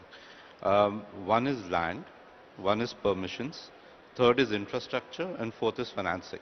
So you asked me very specifically about financing. Maybe I'll elaborate that a bit more than the others. But just to give you an example, because I think the President-elect of CREDAI, Mr. Ram Reddy, also mentioned this. So land is critical because it adds to the cost when the private sector needs to come in, right? And from land perspective, there are 2 things. So land costs near the core of the cities are high, like he was mentioning, and land costs away from the city in the suburbs. We heard about the ORR and the areas outside the ORR which would be developed are more affordable. So there it becomes important to ensure the connectivity to these locations, right? Brownfield redevelopment, yes, definitely looking at land parcels which are not giving the economic returns. You can look at reconstruction, you can look at PPPs like you mentioned.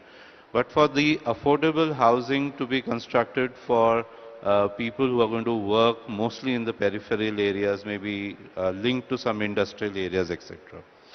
The second is permissions. So the second major cost comes usually in terms of both the planning permissions and the permissions for change in land use, right?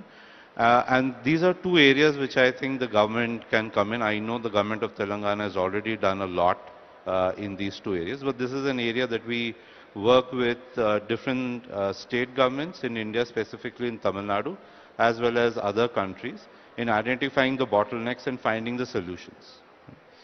The third is in terms of the infrastructure. So the infrastructure is important we have some housing projects in other countries where the component of infrastructure, so water supply, sewer, etc., connectivity through mass rapid transit systems, is more than the actual house construction component, right? Because once you're able to provide service land at certain locations, the private sector will automatically come in, pick it up, and deliver what is required in terms of the supply. And the fourth is, of course, in terms of financing. So in financing, we, World Bank as well as other multilateral institutions, will look at both the demand side as well as the supply side. So recently in our engagement in Tamil Nadu, we had a $440 million engagement. There the government was keen to move away from being a provider to becoming more of an enabler. They were already enablers, but more of an enabler. And one of the things that was done was setting up of this shelter fund, which allows long-term tenor financing at market rates, but quite comparable to, scheduled commercial banks, especially for developers who are interested to come into the affordable housing section, but probably don't have the credit profile to get attractive financing rates from financing institutions, commercial financing institutions. So this kind of a facility, which was promoted by the government, was the equity of World Bank, ADB and the government of Tamil Nadu, has helped both rental housing as well as ownership housing. And since I mentioned rental housing, the Honorable Minister mentioned the 28 lakh, or rather Mr. Gautam, you mentioned the 28 lakh demand. So in terms of meeting the gap, I think it's important to look at rental housing as well as one of the options. The focus should not exclusively be on ownership housing. So let me just stop. Yeah, so Abhijit, I had a specific question on rental housing. Maybe we'll come back to that topic in a few minutes. We also have another stalwart from the financing industry, the ex-CMD of HUDCO, sir. But sir, allow me a couple of minutes, I'll come back to you. Okay. The next question I want to direct to both the developers from Hyderabad, Mr. Nandakishore and Ajitesh. How are you both seeing Telangana and Hyderabad's residential housing market supply and demand situation, and what factors will play a critical role for the private sector to operate in all budget categories? We are seeing more and more developers playing in the upper middle income category, etc. How do we make sure that everyone participates in all budget categories? First of all, thank you for having us here. At the outset, I would like to say the land prices being out of board in Hyderabad are being overplayed in my view. Actually, if you see, barring a couple of pockets, the land prices are not as exorbitant as they are made out to be. If you look at Meerkhanpet, if it is 150 crores there, every kilometer you move away from there, the price drops by almost 6 to 7 crores per acre. And by the time you reach Patancheru, it would be around 20-25 crores per acre. And if you look at the FSI cost, I think it would still be within a decent range of say 1,000 rupees to 1,500 rupees a square feet, which is, I think, pretty much a fair expectation, even if you compare with cities like Bangalore and other cities. But what is most important here is we have to understand what is affordability. Affordability, while the government has defined as a certain budget of 45 lakhs and all that, for me affordability is to be looked at from an individual household perspective. If a household is able to finance their EMI with 40% of its household income, then it is affordable to them. So that way you have to categorize the people into various brackets like EWS, LIG, MIG, HIG and all that. Now in the EWS category, I think I think there have to be different models developed for that. And one of the biggest points what I would like to make here is that Hyderabad has got almost close to 2 million people in the slum areas, if Google is to be believed. Now 2 million people in the slum areas would roughly translate to around 4 to 5 lakh households. Now how do you do that? I think this is where we need to borrow the model of Mumbai, The model there has matured a lot, and I'm sure in most of this slum redevelopment, there will be many developers who would be more than happy to participate in this slum redevelopment, and I think we can adopt the Mumbai model here to do for that. And one of the prerequisites, of course, for this would be that government will have to ensure that there are other government lands which are made available so that developers can build transit camps where people can be temporarily located and then brought back once these developments are complete. And also there is another aspect that we also have to consider is that bulk of these home buyers, if we were to get into greenfield projects, if developers are to get into greenfield projects, bulk of these home buyers have a problem of credit availability. Housing finance companies will not be able to finance them. And I think that is where the government intervention becomes very important. They have to perhaps give some kind of a credit guarantee to cover the lender's risk. And I was talking to a developer in Mumbai almost 15 years ago who had done in Karjat, he had developed this affordable housing. One of the biggest problems he faced was that the people who bought homes were not able to pay the subsequent installments, and that puts a huge risk to the project as a whole. I think that is where the government can again intervene.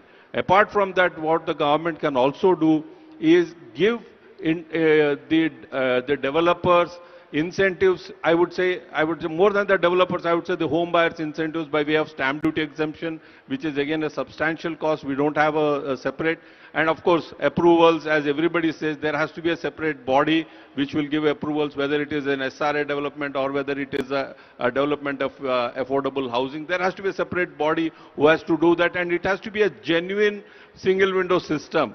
I mean, it should be something which operates truly as a single window system. One of a easier solution would be where a government has huge land tracts outside on the periphery of the city, right?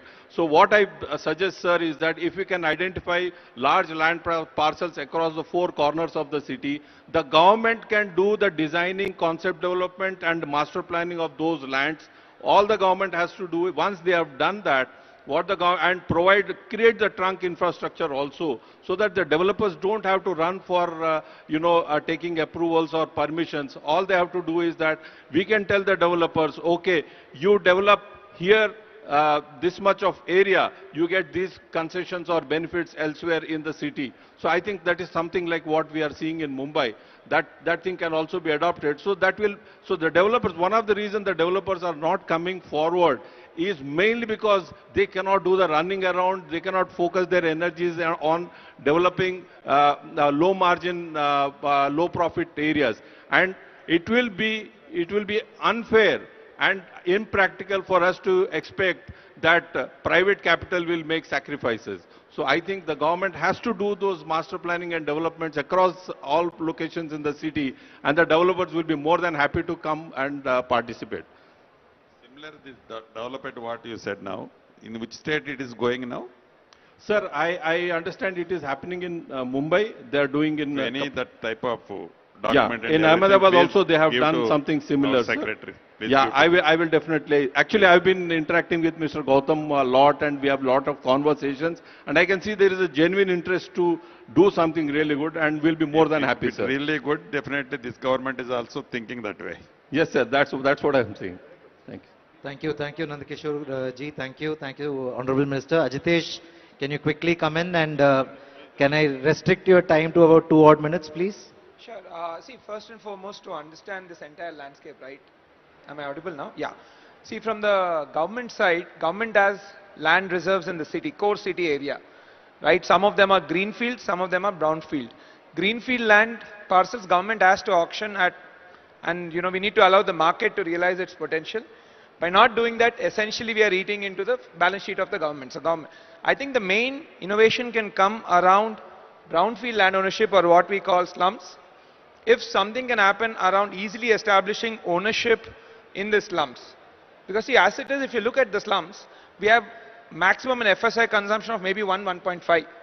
Whereas in the west of Hyderabad, we go up to 10 FSI. So the FSI is a very beautiful concept, which is one of the biggest reason why still things are affordable. Let me share one small data point. In the prime region of Hyderabad, at a macro scale, an average house costs per SFT around 8.5, 10,000 rupees, like let's say Gachibowli. In Bangalore, an equivalent sort of area, house costs 20,000 rupees, in Gurgaon it's 27,000. So Hyderabad is currently the most affordable city in the country. That's to start with. Why we are there? Fundamentally because of the high FSI regime. Now second thing, when many people say a lot of things with FSI, first of all, there is no unlimited FSI in Hyderabad. If your property is abutting a 40-feet road, you can only build 7 floors. If your property is abutting 4-lane road or 80-feet road, you can only build 15 floors. Only if your property is abutting a 6-lane road or an 8-lane road, you can build like multiple floors. And a big road can accommodate all of this traffic. And second thing, see, this has become a market force. So we need to make policies which become market force. So when it comes to affordable housing, we have to work on how, see, essentially the slum lands, whatever lands have gone for the slum, today are, in a way, are catering to the affordable demand in an unorganized manner. We are trying to make it organized. So the FSI advantage exists. We need to just work around the ownership things. There is no additional capital commitment for the government or for the private sector. Next, I do agree with one of the esteemed panelists that, yeah, I think housing for all, we need to focus more on the rental ownership, rental side, not on the ownership. Because the problem with ownership is it's going to cost a lot of money. Let's say somebody is earning 9 lakh rupees per year, right? And I'm taking a home loan of 25 to 27 lakhs. I'm going to spend half of my money just paying my EMI. I can't live with that.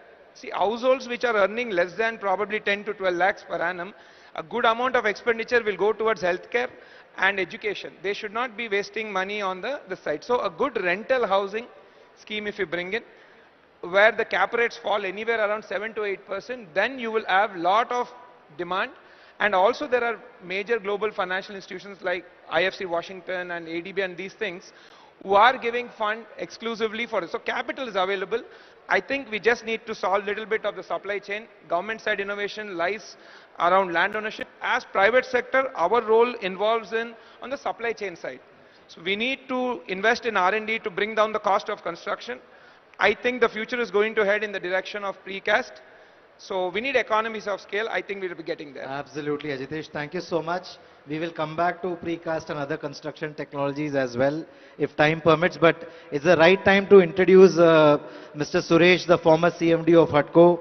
Sir, you heard all the panelists.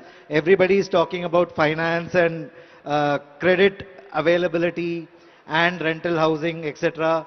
With your vast experience, sir, how has HUDCO been an enabler for this entire sector? And what is going on? What are your suggestions and recommendations to improve the supply in the affordable housing category? Thank you very much. Very nice to get the views, and more importantly, I'm happy to hear from the Honorable Minister a very clearly sequential type of housing approach in the core of the city, in the outer area, peripheral area, and small and medium town, because the whole state housing is a very major one, and that's it's the right approach, because that really brings the right level of inputs, more so because the cost of land in those particular case, the third category will be much lower, which is also a point brought out by many people here. But what is interesting is that as far as HUDCO as a financial institution is concerned, not only during my time earlier, but even continuously the present team also, we have the regional chief of HUDCO sitting inside the one, and I'm very happy during the current year only around 1,45,000 houses for the rural area, which he has indicated has already been done with about 5,000 crores, and about 95,000 urban houses have been also funded with substantial amount of money. And if I'm not mistaken, by January, another major project is also going to come. Of the order of around 14,000 crores of money is coming into the housing segment in Telangana. I'm only talking of Telangana one. And that particular thing covers not only the housing component of the weaker section, but also the low income one. I got to really, the Honorable Minister as well as Gautamji is there. They've done a fantastic job of actual delivery of houses of the order of around nearly 3 lakhs houses to be taken up and implemented. It's not an easy thing to deliver, and they have been able to do that. And that's equally an important one, because funding institution would be happy to fund, provided you're able to good delivery coming, and also do it on time, cost and quality. And if you're able to do that, financial institutions will be very happy to extend funding in this sector. And Telangana is doing extremely well, not only through Telangana Housing Development Corporation, Telangana Housing Board, and equally important is a contribution on housing coming from my brother sitting on the left. The private sector is contributing well. Around 300 big developers are there in Hyderabad and nearby, and 800, around 500 are there in Telangana from other side. So contribution from the private sector is an equally important component of housing that will be coming. So contribution by the public sector, primarily on the low income housing and weaker section housing. They have a weaker section housing program, a big thrust being given, and I want to really give a salute for that and for the great initiative, not only in policy framework, but also in actual implementation through good cooperation using the I was very happy, the gentleman who came with me to escort me, he is dealing with the urban housing, even up to the 9-story development in the heart of the city through the GHMC. They are doing 560 square feet houses of the order of about 8 lakhs. So it's pretty good. 8 lakhs to be done with that particular cost. Land cost, leave it out, well, that's a different issue. But it's being done very well. And therefore, different type of component where the land is very intense, you go a little high rise, maybe around 6 or 7 stories, and maybe where land is not so costly, you can go to 2 or 3 story or 4 story development. The differential approach is also very good, and therefore the funding is coming in a big way. There is no problem in that sector. And they're also opening in the private sector. We stopped it in between for some time. Now, opening the real estate sector to the private sector agency is also a new initiative that Sanjay Kulshrestha has done, the new CMD has done. So that will be also good news for funding. Of course, in addition to HUDCO as an agency, large number of housing financing institutions are there for the lending on the retail lending. Because when developers put the money, the whole housing cost is done through the housing home loans with reasonably good rates of interest. And of the order of even 8%, 8.5% rate of interest, with the EMI coming still for every lakh of loan, less than around 1,000 rupees for every 1 lakh of loan is pretty good. And you're having, and with the latest announcement which is given by the government on RBI's new interest rate policy, you can expect all the housing financing institutions to bring down the housing loan also to slightly some extent also. I do not think that should be a problem if the delivery is an important one. That's where they score well. The ministry is there, the secretary is there, MD is there. If you're able to deliver well, implement it on time, good technologies to be brought in, that's where financial institutions will be very happy to put any amount of money. I do not think that's a problem. But the big number, that number which is about 28 lakhs that he said, covering the high income housing plus also the low income and weaker section there. One suggestion which I would like to add with all that the Honorable Minister is here, if you are able to do something on land assembly and also infrastructure being laid, the Honorable Minister asked which states are doing that, then ask the private sector to come and join on a public-private partnership basis. Not only the pure public sector doing, pure real estate sector doing, do some projects on public-private partnership. Haryana has done that in a big way. Maharashtra has done in Sitco and the new townships in Nashik and Nagpur. West Bengal has done some projects, including equity participation on company also, just by the way. So that model is also there. So public-private participation are working where the government is good for land and infrastructure, private sector is good for design and implementation. So we can do to that particular company also in a big way. So I know there will be many questions coming, but that's an immediate answer I can give. And as far as the government of Telangana's massive program of housing is concerned, the vision that you have put, sir, we are there to fully support that particular program. Not only for that, I understand the new township that's going to come in this very location there, Bharat. The HUDCO is already coming in a big way to fund that, including all the other infrastructure for water supply and other related, because infrastructure is a larger component, which is also an important component that will come on that. Possibly, if you are able to make the land and development cost, say around 30% of the total cost. Why is it going from 4,000 rupees a square feet to 10,000 rupees in Hyderabad? It is the cost of the land cost that's coming. Opportunity cost of land is where that's coming. We should bring that down to around 35%. Then the building construction cost can be around 60%. That can only happen if new landmarks, a good suggestion which you gave over there, I agree. If we, with infrastructure we do that, I'm sure they will deliver. Because construction cost in any case is not more than about 2,500, about 3,000 rupees. Even at the best possible specification, it will be around 2,500 rupees. It is the opportunity cost of land that is really making the particular thing get into that 10,000 level and 12,000. A good point that was suggested over. It's still, he says, as he says, Hyderabad and environments are still much better than other metro cities that you have over there. I'll stop at that point of time. Thank you so much, Mr. Suresh. We love your energy and we love your articulation. Thank you. You know, we wish, yeah, a louder round of applause will be great. Thank you so much. Dr. Rao, if I can come back to you, and Ajitesh, you brushed upon the topic of precast housing. So Dr. Rao, you know, from an urban planning and urban design principle, you know, have you seen instances where urban planning tools have been used to augment supply in the housing sector? Are there any tricks in the trade that can be employed by the governments, you know, in Telangana specifically, to augment supply? And Ajitesh, if you can follow it up with construction technologies, apart from precast, what else can fasten construction and bring in supply quicker into the market? You know, even Mr. Ram Reddy and Nandkishore can add, but Dr. Rao, we'll start with you. Yeah, so I think one of the fundamental requirements is land assembly, as very rightly pointed out here. Very recently I was in Bangalore and I was talking to the people in the Karnataka Housing Board.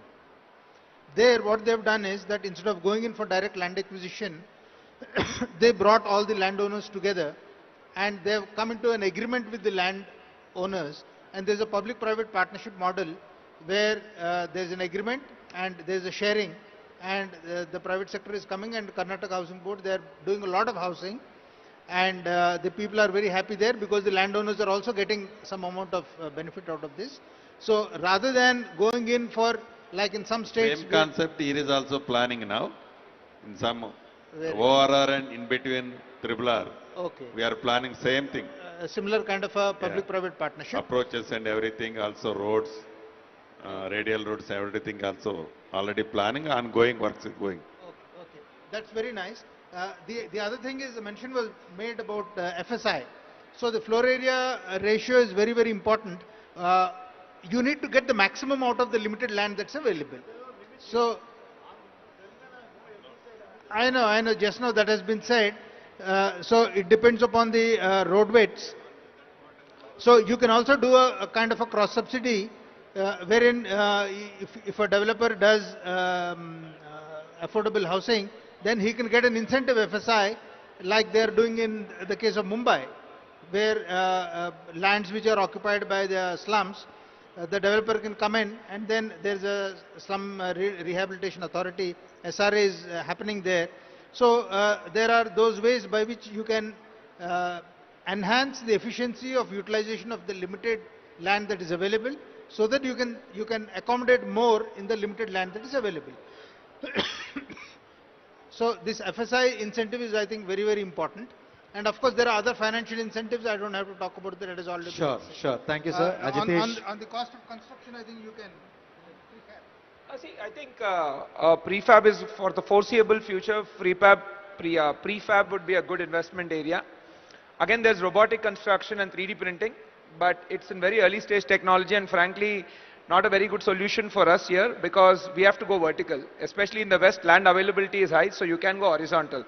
So yeah, we need to invest in prefab tech and any tech which will help us in going vertical construction, and probably sort of, see, even in prefab also, the more important things are the viability question is coming, especially from the point of view of transportation of these materials. If something can be done around the transportation costs, or maybe some sort of yard or a manufacturing plant sort of, because these are all concealed plants, so they are not environmentally pollution contributing. If you can make some of those plants on different directions of the city, then the transportation cost comes down. So that is what I would recommend. And even the schools like we have construction worker training schools can start working on these problems, because labor training also becomes sort of important in this. Yeah, so I'll bring in Mr. Ram Reddy there, sir. He spoke about worker training and schools. So what is the industry body doing about faster construction, cheaper construction, at the same time taking care of the skill development in this sector? Yeah, especially about the skill development, CREDAI National has a tie-up with NSDC, CSDCI.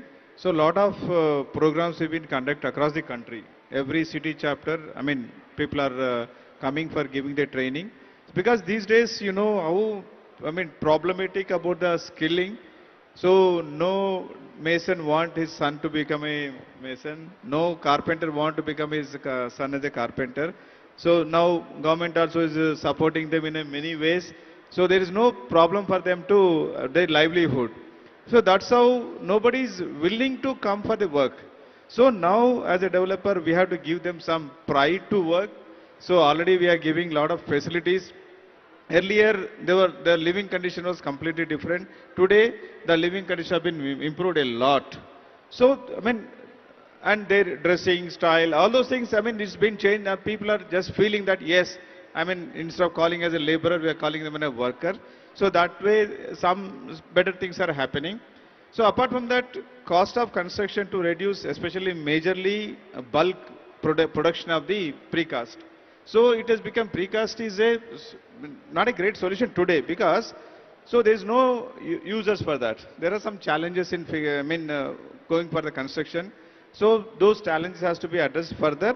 And when it comes in a huge volumes, definitely it's going to become cost effective. I just give an example. When vitrified tile came in, I think 20 years ago, when I used it was 110 rupees per square feet. First I purchased. But today you know how it is when even you are getting it at 40 rupees also. Because the volumes, the technologies, the speed of production, all these things are happening. So in the construction also we need that. Speed is very important. And even you have to encourage those industries to establish. So again, establishing an industry, we are facing some challenges. So those challenges has to be addressed. More people has to come for the industry, and more use, many has to adopt the new technologies. Already you have seen every 7 days you are going to build one floor of slab. Those technologies have been there. We have seen we are evolving, from a concrete mixer to, from gamela to gamela, then hoist, then cranes, and all those things are coming. So future is definitely for the technology, and lot of research has to take place in the technology also. So to reduce the cost, technology is the only biggest solution. Thank you. Lovely, lovely. Kishorji, your thoughts, and then we'll move on to Mr. Suresh. He had some inputs on technology as well. Please, sir. See, I think from a technology perspective, what gets manufactured in the factory on a repetitive basis will obviously be the cheapest compared to what gets done in situ. So if you look at China, I think bulk of their homes are manufactured in the factory and they're just assembled at the site. So it's an assembly line process that they follow. I think that is something which we need to replicate, and that is a much larger issue. But what is most important, I think, apart from the construction cost and technology, I think the cost of building a home, one, time is a very significant factor, and as I mentioned, if the government can facilitate a scheme or a policy wherein the time is cut down, I think that is going to add a significant benefit to the, bring down the cost. The second is the financing of the construction, the developer finance for affordable housing. I think here again, cheaper finance, I think much like what the central government has done with the Swami Fund, which is doing an amazing job in the stressed asset portfolio. I think the same thing, if something that similar can happen for affordable housing, I think that is another big advantage. And the third advantage is the GST on construction. Now, whether you are building an affordable housing or you are building a regular housing, the GST from a construction side is the same. While the buyer is getting only GST at 1%, but from the developer, the GST on the construction is still the same. If that can be brought down substantially, then I think this will bring down the overall cost of construction. Add to that, if the state government, I'm sure if they can do something and bring down the approvals cost, which is again today similar and also certain other parameters like, the parking requirements. Irrespective of the kind of homes you are building, the parking requirement still remains the same. I think these are some areas where we can work around to bring down the overall cost of construction by reducing the time, by certain interventions from the government and certain use of technology, and also by bringing down the approvals costs and timelines and all this. I think this is everything has to fall in together. Sure. And of course, as I said, finally, eliminate or bring down the land cost component as much as possible. That's the. Thanks, Kishorji. Suresh sir, over to you. You had some thoughts on technology. Yeah, I think it's an important one. At the end of the day, it's going to be construction, and the way in which things are going on, the cost of construction is component of building materials as well as the labor component there. On an average, if it is going to be in the urban component, about 70-30 between the building material cost and the labor component there. And this is also the second largest employment generation, housing in over there. You're about 5 crore construction workers, and that's a very major area next to agriculture. So if you're able to give a big thrust for the construction workers who are dealing mason, carpenter, bartender, plumber, electrician, around 65 trades are there, tile layer, glass fixer, painter, etc., etc.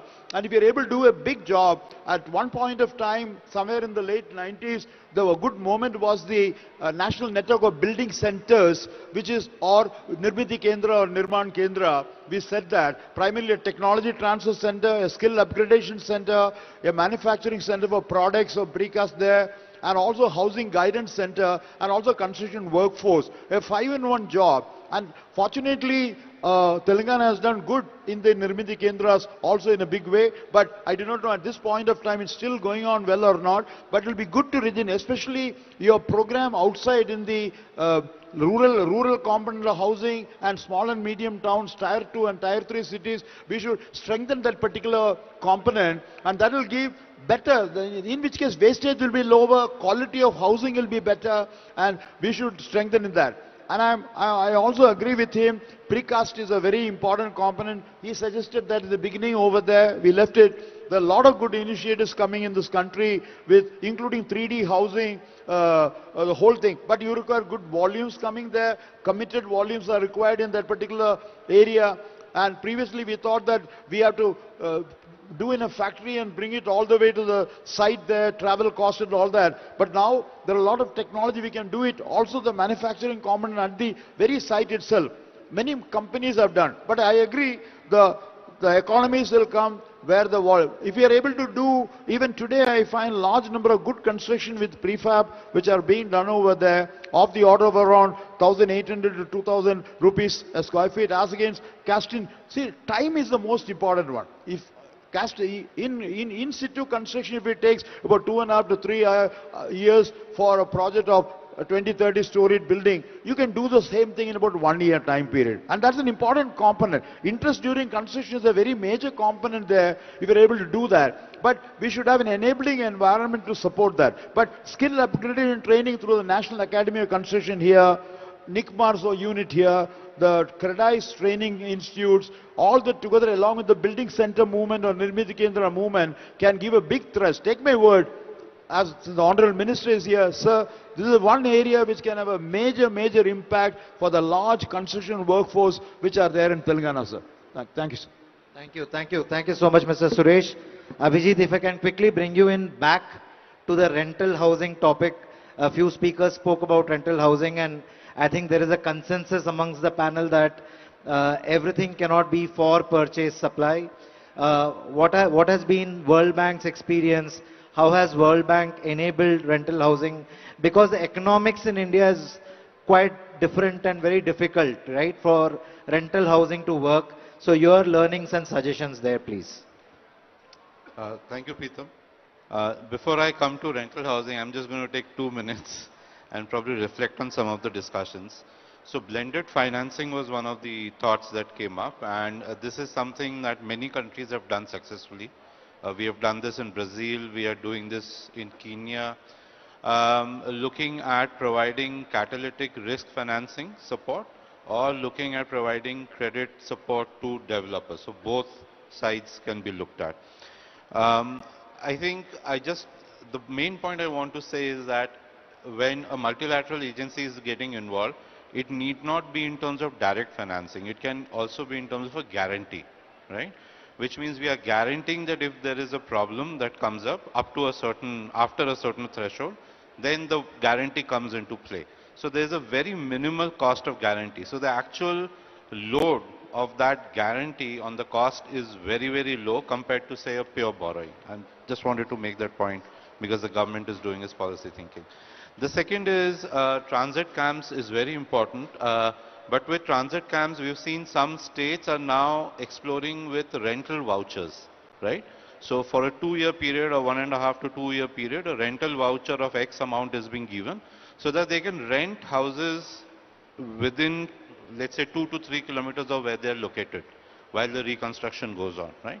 And this rental vouchers I'm flagging because as a long-term policy for the government to look at, a rental voucher policy has been experimented in places like Chile, in Indonesia, where effectively every migrant worker who is coming in, recognized migrant worker coming in, is given a rental voucher for 3 to 4 years.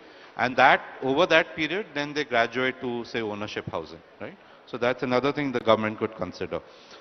Linked to this is also the issue of the lowest brackets, the first, second, third, fourth deciles, the economically weaker sections, and whether they have the affordability to buy, a housing. And this is where the role of the affordable housing finance companies come in, right? Now, with the affordable housing finance companies, the rate of interest is higher than, let's say, going to a formal. But we have seen, based on experience in Tamil Nadu, we have seen that people are able to afford and repay. And the government comes in through two means. So one is they come in through a tripartite agreement between the AHFC, the government, as well as the owner. And the second is there is a certain risk guarantee which is introduced by the government, which says that if you're not able to pay 2 quarters EMI, let's say, we cover it. After that, you'll have to vacate the house. So that kind of a system can also be looked at. Now back to rental housing, the question that you asked. Thank you. So, sorry.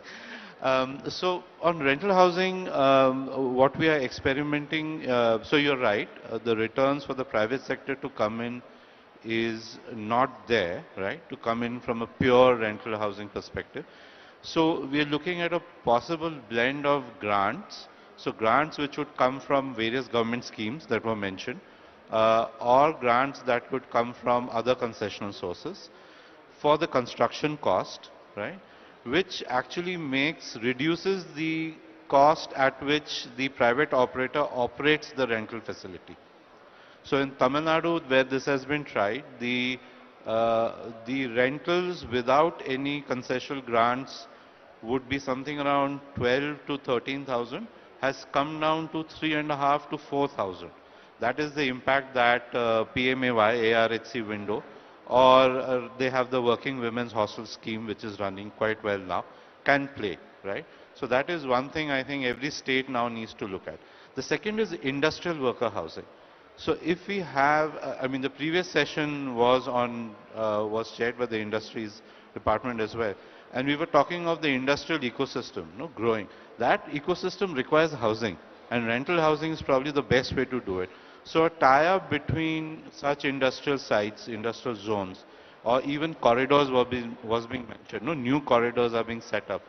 Identifying affordable housing within those corridors, right, for rental housing, has the possibility, because then the industrial estate comes in and subsidizes a part of the rent. So here the capital is not getting subsidized, the rent gets subsidized. So there are various models which can be looked at, which has been tried globally. Thank you, Abhijit. We'll quickly move on to the private sector on the dais, starting with Mr. Ram Reddy. Sir, we spoke about PPP fleetingly, so how does the private sector and how does the industry body like yours, what kind of partnerships with government? We talk about PPP, which is private-public partnership.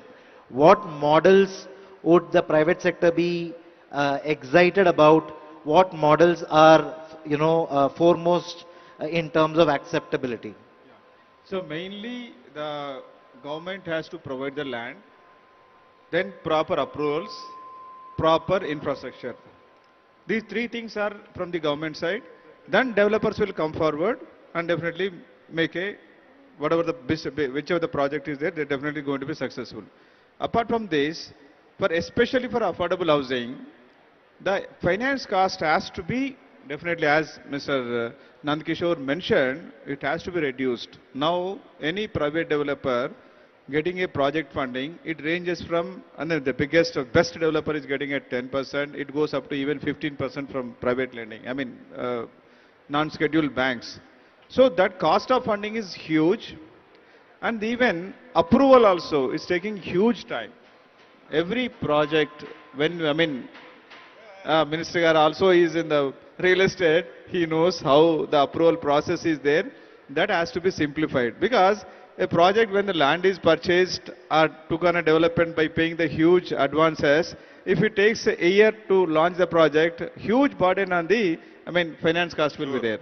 The timelines is very important Yeah. for approvals. Definitely government will take the as early as possible the positive decisions. Yeah, thank you so much. Now bill now has come, but still, because it's not a criticism, but improvement I'm talking about it. Lot of improvements has to be taken place. Definitely it's going to big help, because Telangana is a model for many, because especially the GO number 86, where Shekhar Reddy Garu has put his best efforts, that what is that limit, sky is the limit to construct, that is given a big boost to Hyderabad real estate. Why various developers across the country coming to Hyderabad means because of such decisions. So even we talk across the country, our policies are great.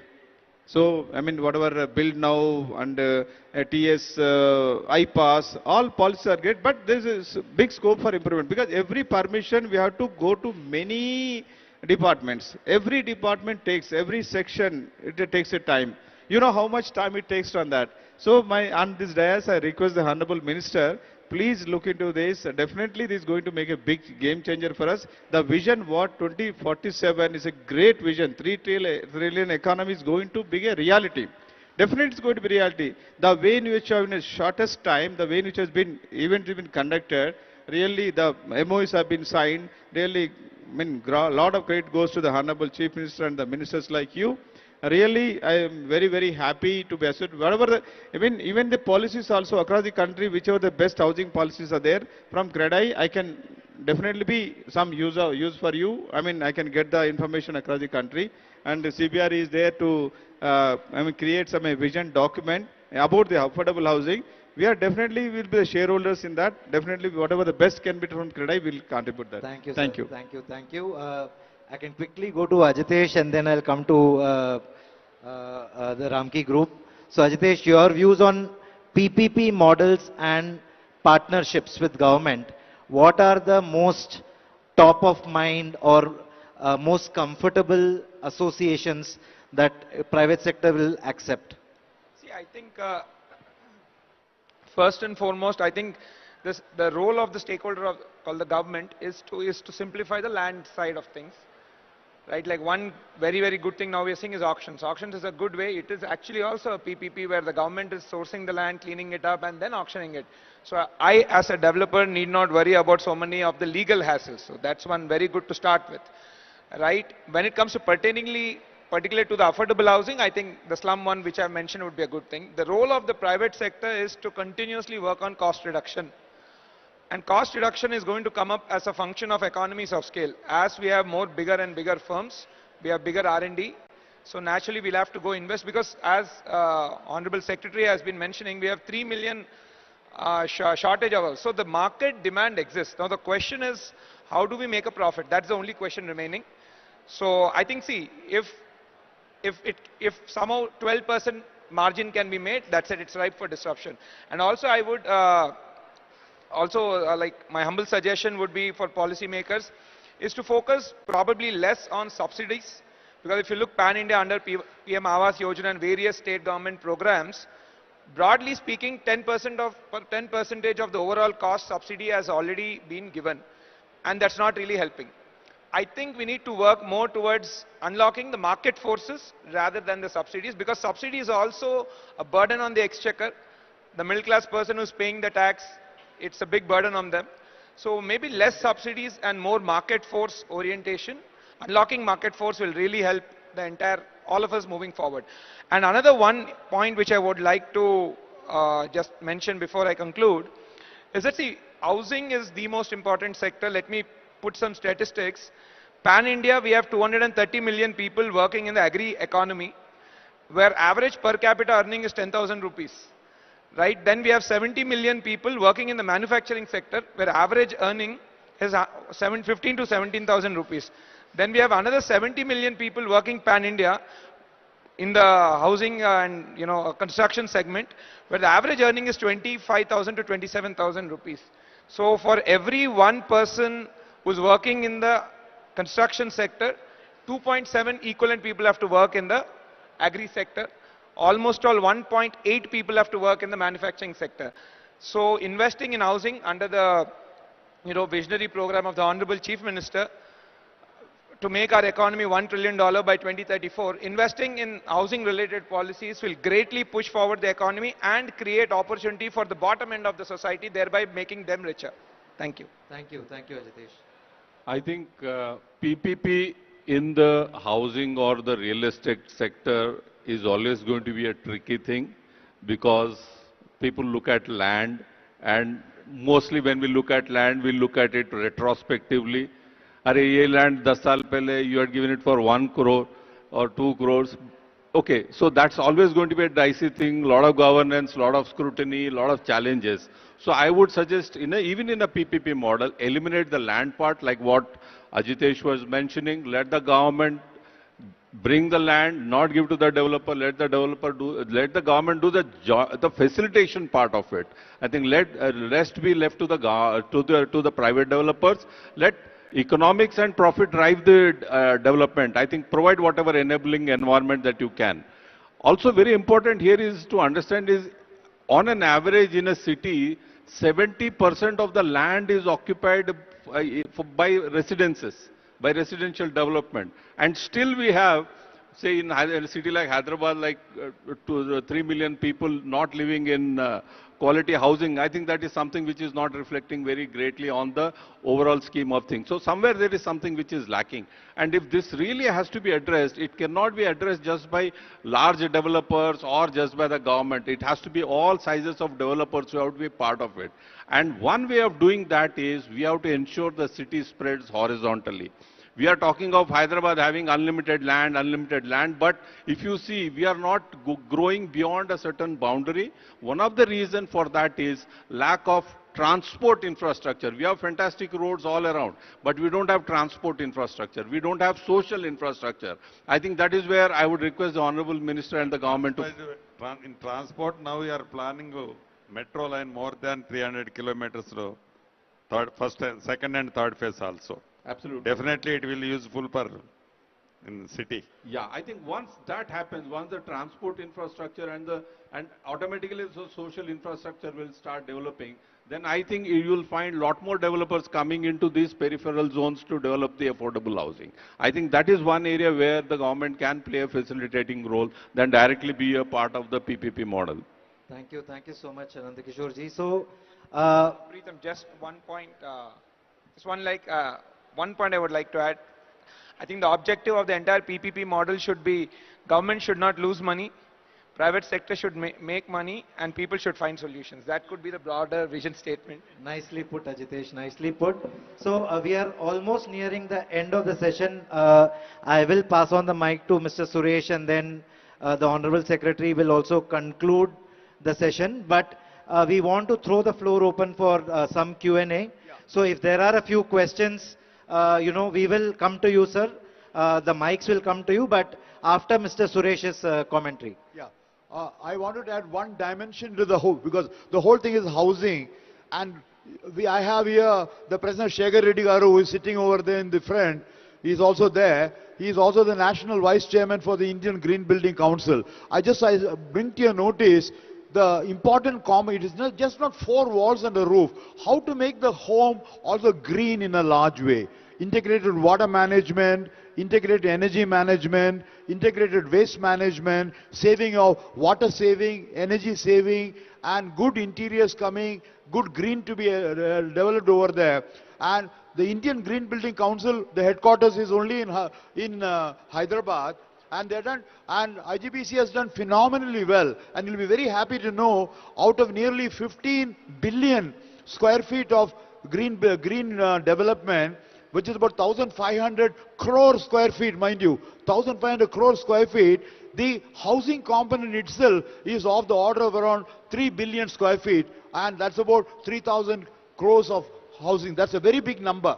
And we have got ratings available for middle income, high income, and affordable housing is a very major component. We have a rating for affordable housing also. My suggestion is that in addition to the other components which we are discussing, also add on the dimensions of environment friendly, ecologically appropriate, energy saving, and other features to be introduced in that. So the quality of the housing, in addition to just being walls and roof, will also bring in a house to a home component of good quality being brought in. And I'm sure Shekhar Reddy will take over as the national chairman, like he will become the national president of CREDAI in Hyderabad, both happening. Telangana should be able to do a very good thing for all the housing that you do in by Vision 2047, also to bring the dimension of green home as an important one. I thought I'll bring that, because that discussion did not come so far. You talked of land, infra, you talked of money, but not on the green component was not mentioned. And it's a very major area IGBC is contributing. It's available in Hyderabad, and please do that also in a dimension. Thank you. Sure, sir. Thank you so much, Mr. Suresh. Mr. Gautam, if you have any... okay, so we'll throw the floor open for questions. So if we can have a couple of mics passed around, please. Yes, please. Can you hear me? Yeah. I'm Professor Santosh Mehrotra. I'm on the advisory council of the Chief Minister on Telangana Rising Summit in 2047. I've heard a lot about more and more development for Hyderabad. What about the smaller towns? Why is it that we are neglecting the smaller towns, which is where most of the people of your state live and most of India lives? There are several win-wins that will happen if your focus as policy makers was on the smaller towns. What are the win-wins? We talked about job creation. You want job creation near to the locations where people are actually living. Point one. Point two, you can actually use prefab in small towns. You can't use prefab to go high. In big cities, you cannot be using prefab, and therefore you have to go high. If you don't go high, the problem is that you will have to keep developing infrastructure and metros, etc., and your city spreads like this. This is the opposite of successful cities of the world. Paris, London, Japan's Tokyo, they are all concentrated cities, and they rise like that. So the point is, we have too much concentration of people coming into big cities.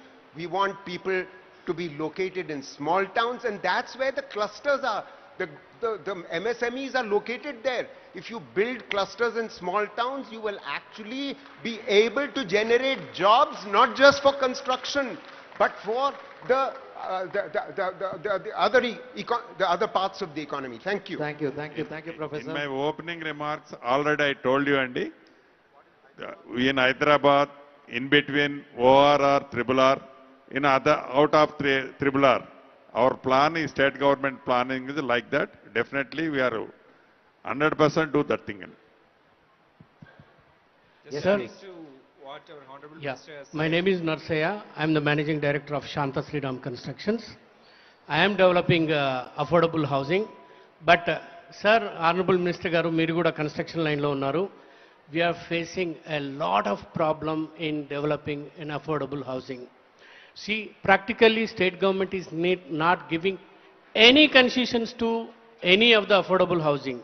The person who is selling at 12,000 rupees per square feet and a person who is selling at 4,000 rupees per square feet paying the same fees to the GHMC and the same registration charges to the registration department. If you fix 1200 square feet plinth area, below 1200 square feet plinth area, affordable housing, and fix a norm, you give a concession in registration charges, you give a concession in municipal sanction fees, and you give concession in TDR with additional floors without TDR, and other zones like agriculture or anything, without any change of land use, you should be able to give affordable housing scheme without any questions. Then I think the problem will be every private builder will come forward to do the affordable housing, sir. Sure, and manchi idea icharu. Definitely government will think that way also. Thank you very much, sir. Gautam sir, you wanted to respond to the earlier question as well. Yeah. So, responding to Professor Malhotra's points on the strategy for the smaller towns, as Honorable Minister said, the government has already taken up construction of houses in all these smaller towns. We have taken up construction of 50,000 houses in the smaller towns itself. Already these projects are ongoing. And of course, this entire session was focused on Hyderabad and periphery for want of time, and because the main intent of this workshop was a collaboration between the private sector and the public sector. So that was why the session was tailored like that. However, all your concerns are noted, and government is very committed and very keenly working on those fronts. Thank you. Yeah, we'll probably take one more question, sir. And please ask a question. Please mention who you want the question to be answered by, and please do introduce yourself. Sir, please ask the question. You can stand. Hello. Yeah. My question is to the Honorable Minister and to the MD of the Housing Corporation. I represent here from National Institute of Rural Development, Panchayat Raj. I think Mr. Suresh and other people are talking about the affordable housing. Second thing, they are talking about the Nirmiti Kendras regarding the material availability, other things. Sir, what I found when you go to the affordable housing, we do not have the masons trained in this technology. So National Institute of Rural Development is giving a training in all these technologies. I think Government of Telangana can utilize the services of NIRDPR to train all their masons in this affordable technology so that greenhouse building can be constructed. Second thing is with regard Nirmiti Kendras.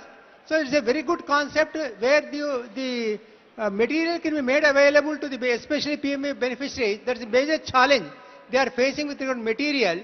So there is a need to revive the Nirmiti Kendras so that they can build the technologies.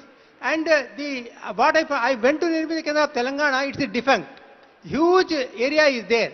So if you can revive it, I think they can take the help of NIRDPR in training people and doing this so that we can build up the masons across the state so that the affordable housing can be taken place.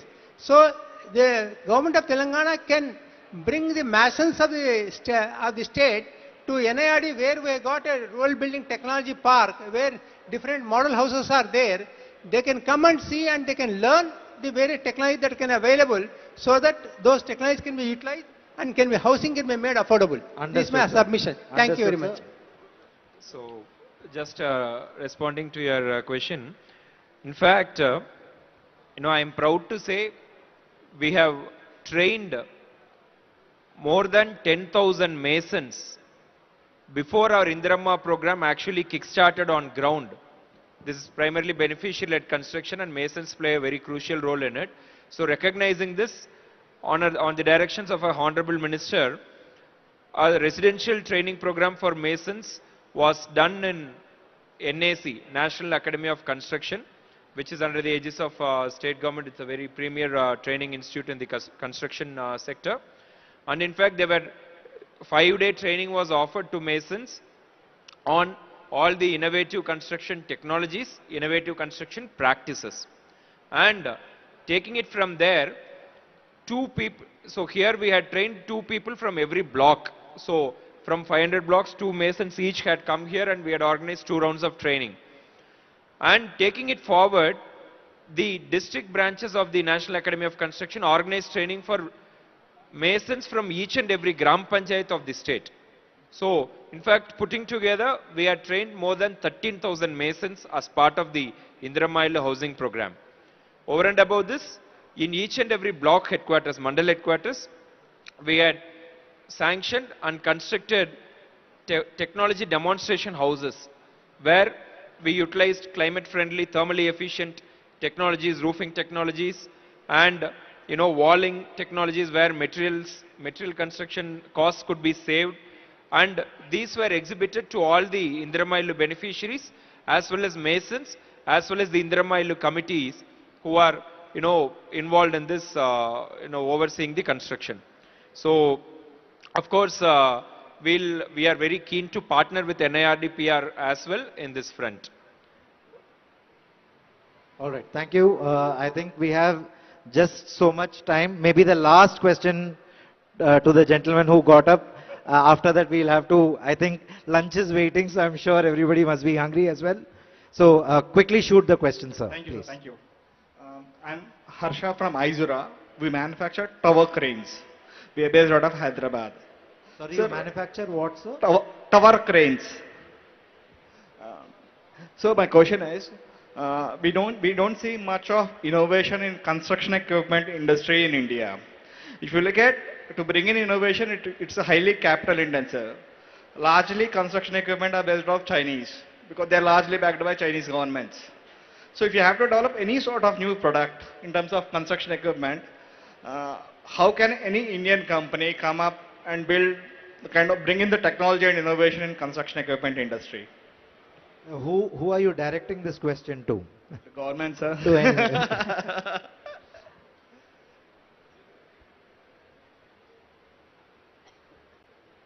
Mr. Gautam, you want to, so he's asking how can the government support new technology in construction equipment? See, when you talk about precast, yes. To lift the precast material, you require heavy cranes. None of them are made in India. Everything comes from China. Okay, let me respond to that. So, even the gentleman from NIRDPR had also mentioned about our Nirmiti Kendras. In fact, we had a very thriving system of Nirmiti Kendras earlier in the old Indirama scheme between 2004 to 2014. Later, these Nirmiti Kendras are not fully functional now, but in certain districts, on the directions of the Honorable Minister, we have leased out the lands of the Nirmiti Kendras to private players, incubators like you, who are willing to come forward and establish innovative, construction technologies, right? So some, novel brick-making units, low-cost brick-making units, etc., and, prefabricated slabs for these individual houses. So we are ready to partner with private players, incubators, innovators like you with our Nirmiti Kendras. In fact, our minister was of the opinion that government must not be directly involved in material manufacturing. So we have these Nirmiti Kendras. We are ready to guide you, facilitate you, do the quality controls, etc. And we are ready to partner with, private players in this regard, in the construction technology front. And we have already partnered with certain players with respect to our demonstration houses, because Telangana Housing Corporation and the erstwhile AP Housing Corporation has always been a key player in pioneering new technologies and increasing the social acceptance of these technologies among the people, because social acceptance is very important. So we had partnered with certain players in exhibiting this novel technology through our demonstration houses, which we are constructing at each and every Mandal headquarters. And even now this opportunity is open, so we are keen to partner with any one of you in this regard. Thank you, Mr. Gautam. Preetham, I would like to add one Thank point. you. See, for young innovators, we have a lot of use cases. Like you want to automate tower cranes, right? So you can maybe reach me out on LinkedIn. We will give you use cases, and we are working with young entrepreneurs even to invest some capital and give business use cases and all of that. So yeah, we need to start working on automations around RMC manufacturing, autonomous tower cranes, because finding workforce for tower cranes is a very big problem. So there are a lot of these problems. Yeah, we would love to partner on that. Thank you. Thank you, thank you. The Honorable Minister has consented for one more question. One in the back, the person in the white attire, sir. Yes, please.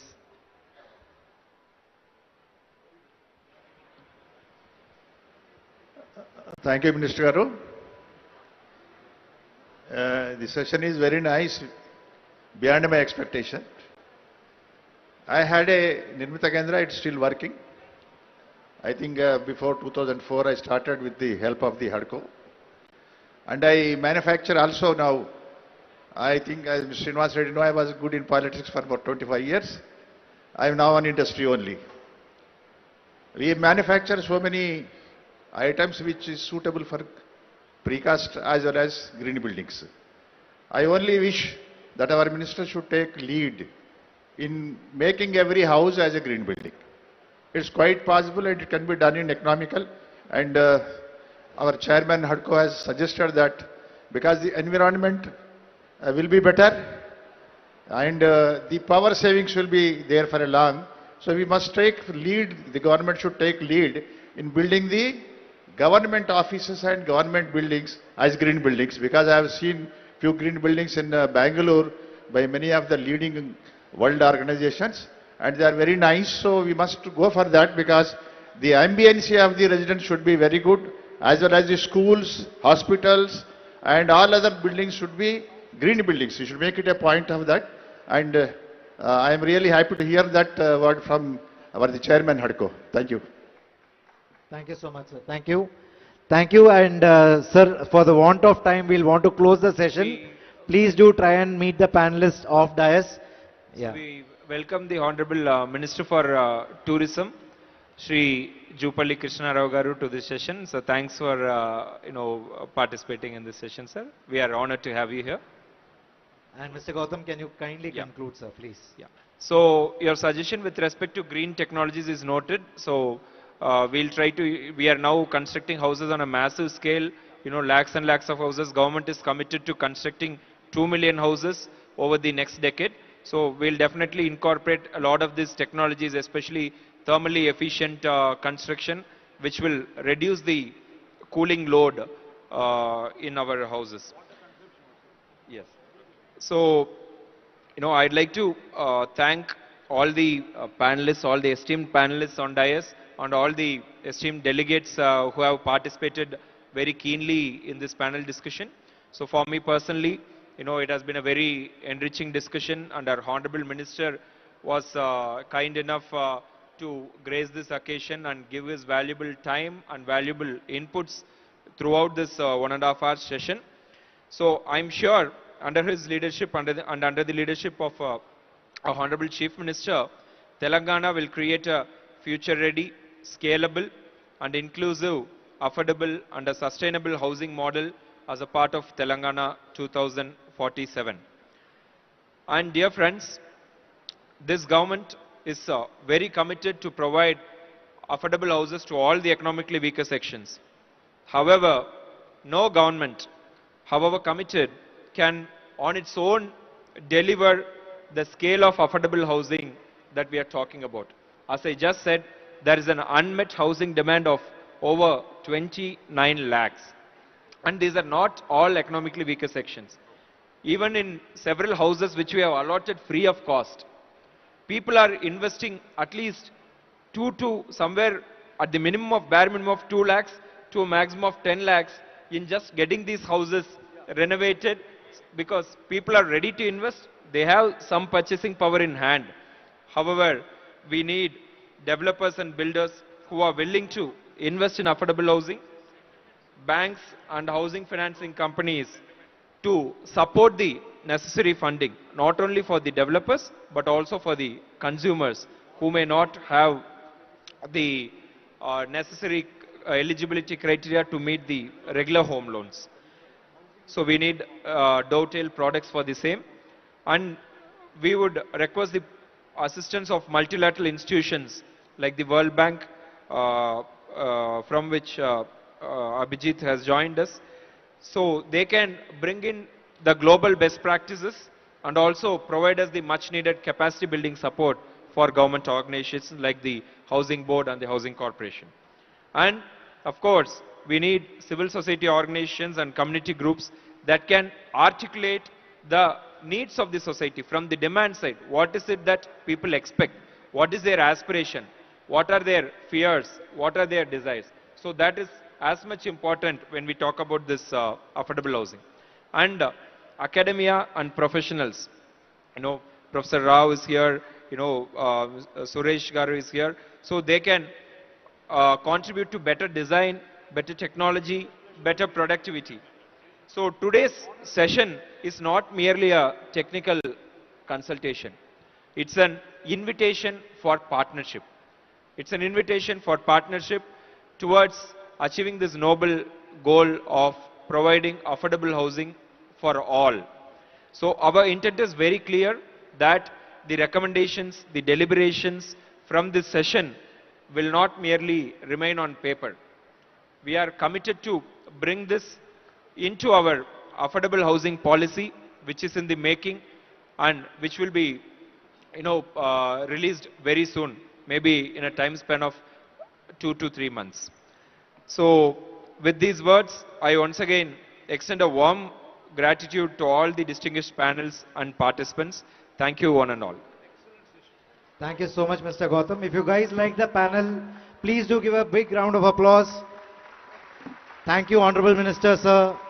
Thank you, Special Secretary Housing, and thank you for all the panelists. I enjoyed moderating the panel, and thank you so much for having me here. Thank you so much, sir, for moderating. And now, hello. Now I request Minister Garu to felicitate our panelists who are on stage. Mr. Vasudevan Suresh Garu, former CMD, HUDCO.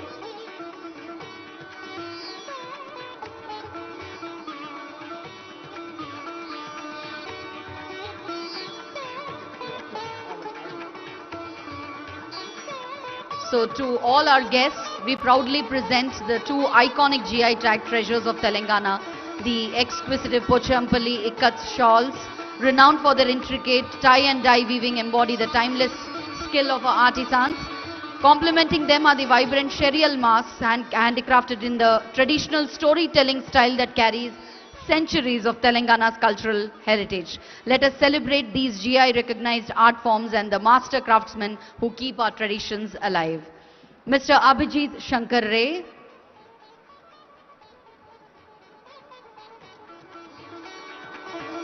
Dr. P.S.N. Rao,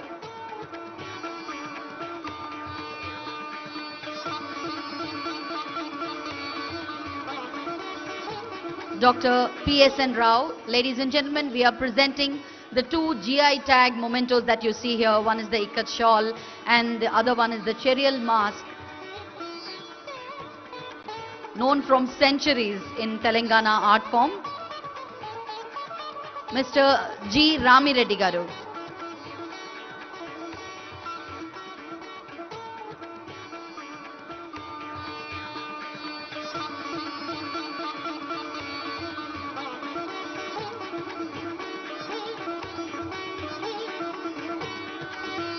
Mr. Nandakishore Garu.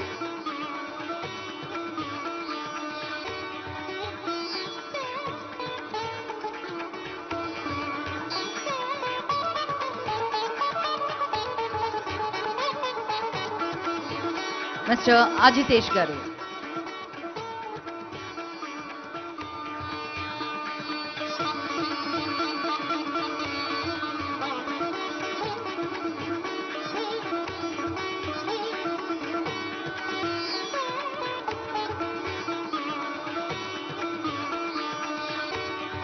And today's moderator for our session, wonderfully moderated this session, I must say, Mr. Preetam Mehraji.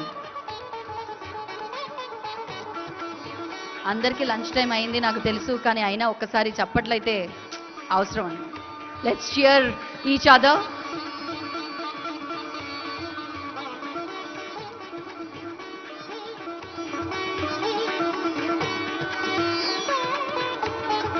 So ladies and gentlemen, with this we conclude this session of our panel discussion, and thank you to all our dignitaries who are present on stage here.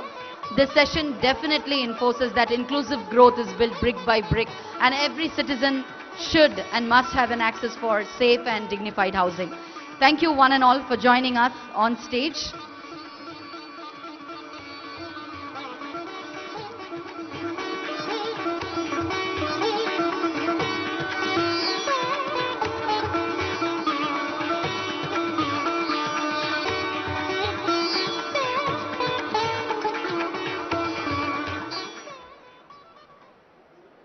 Thank you one and all for joining us on stage. Now we take a short break here, a lunch break. And exactly 1 hour later, we assemble back again here in Hall 1 for our next panel discussion, the theme being the Bharat Future City as a magnet for 3 trillion Telangana.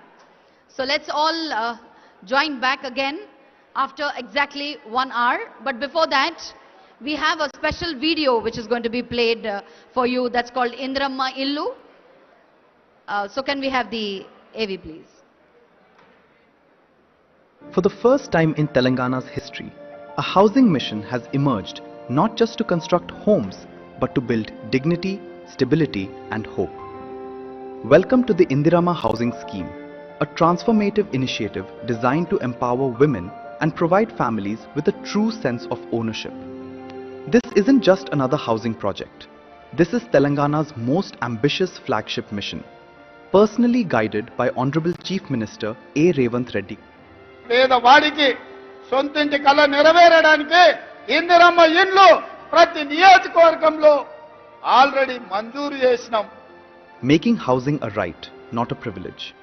Across the state, a monumental 3,38,681 homes have been sanctioned.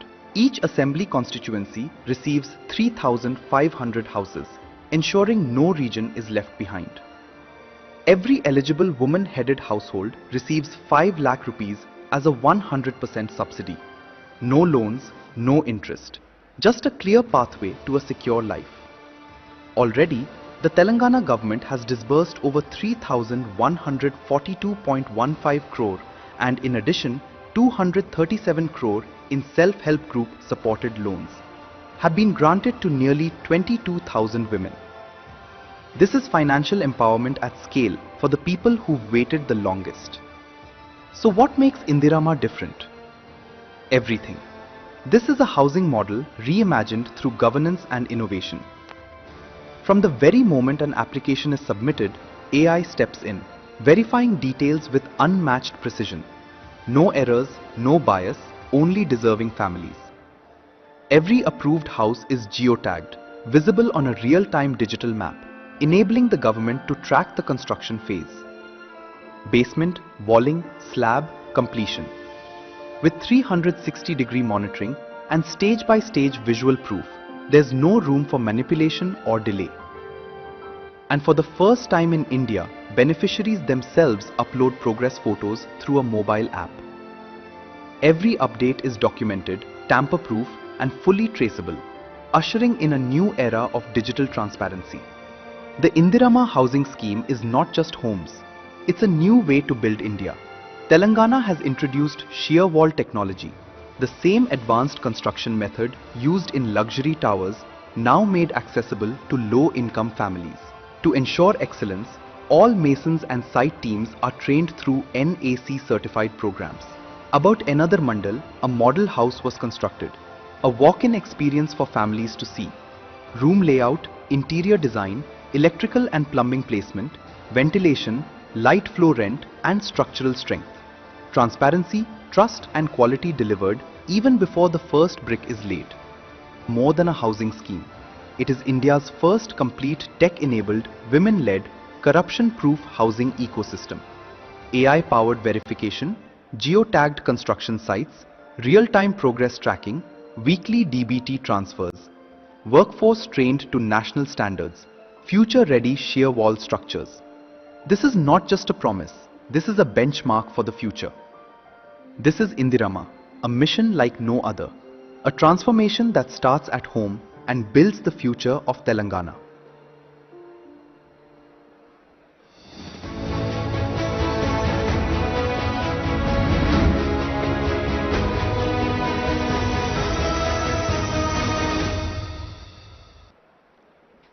Thank you, ladies and gentlemen, for joining us in this panel session. We'll take a short break. We should be back here another 20 minutes and I'm asked to do that. So by 2:15 we shall gather here, assemble here for our next session.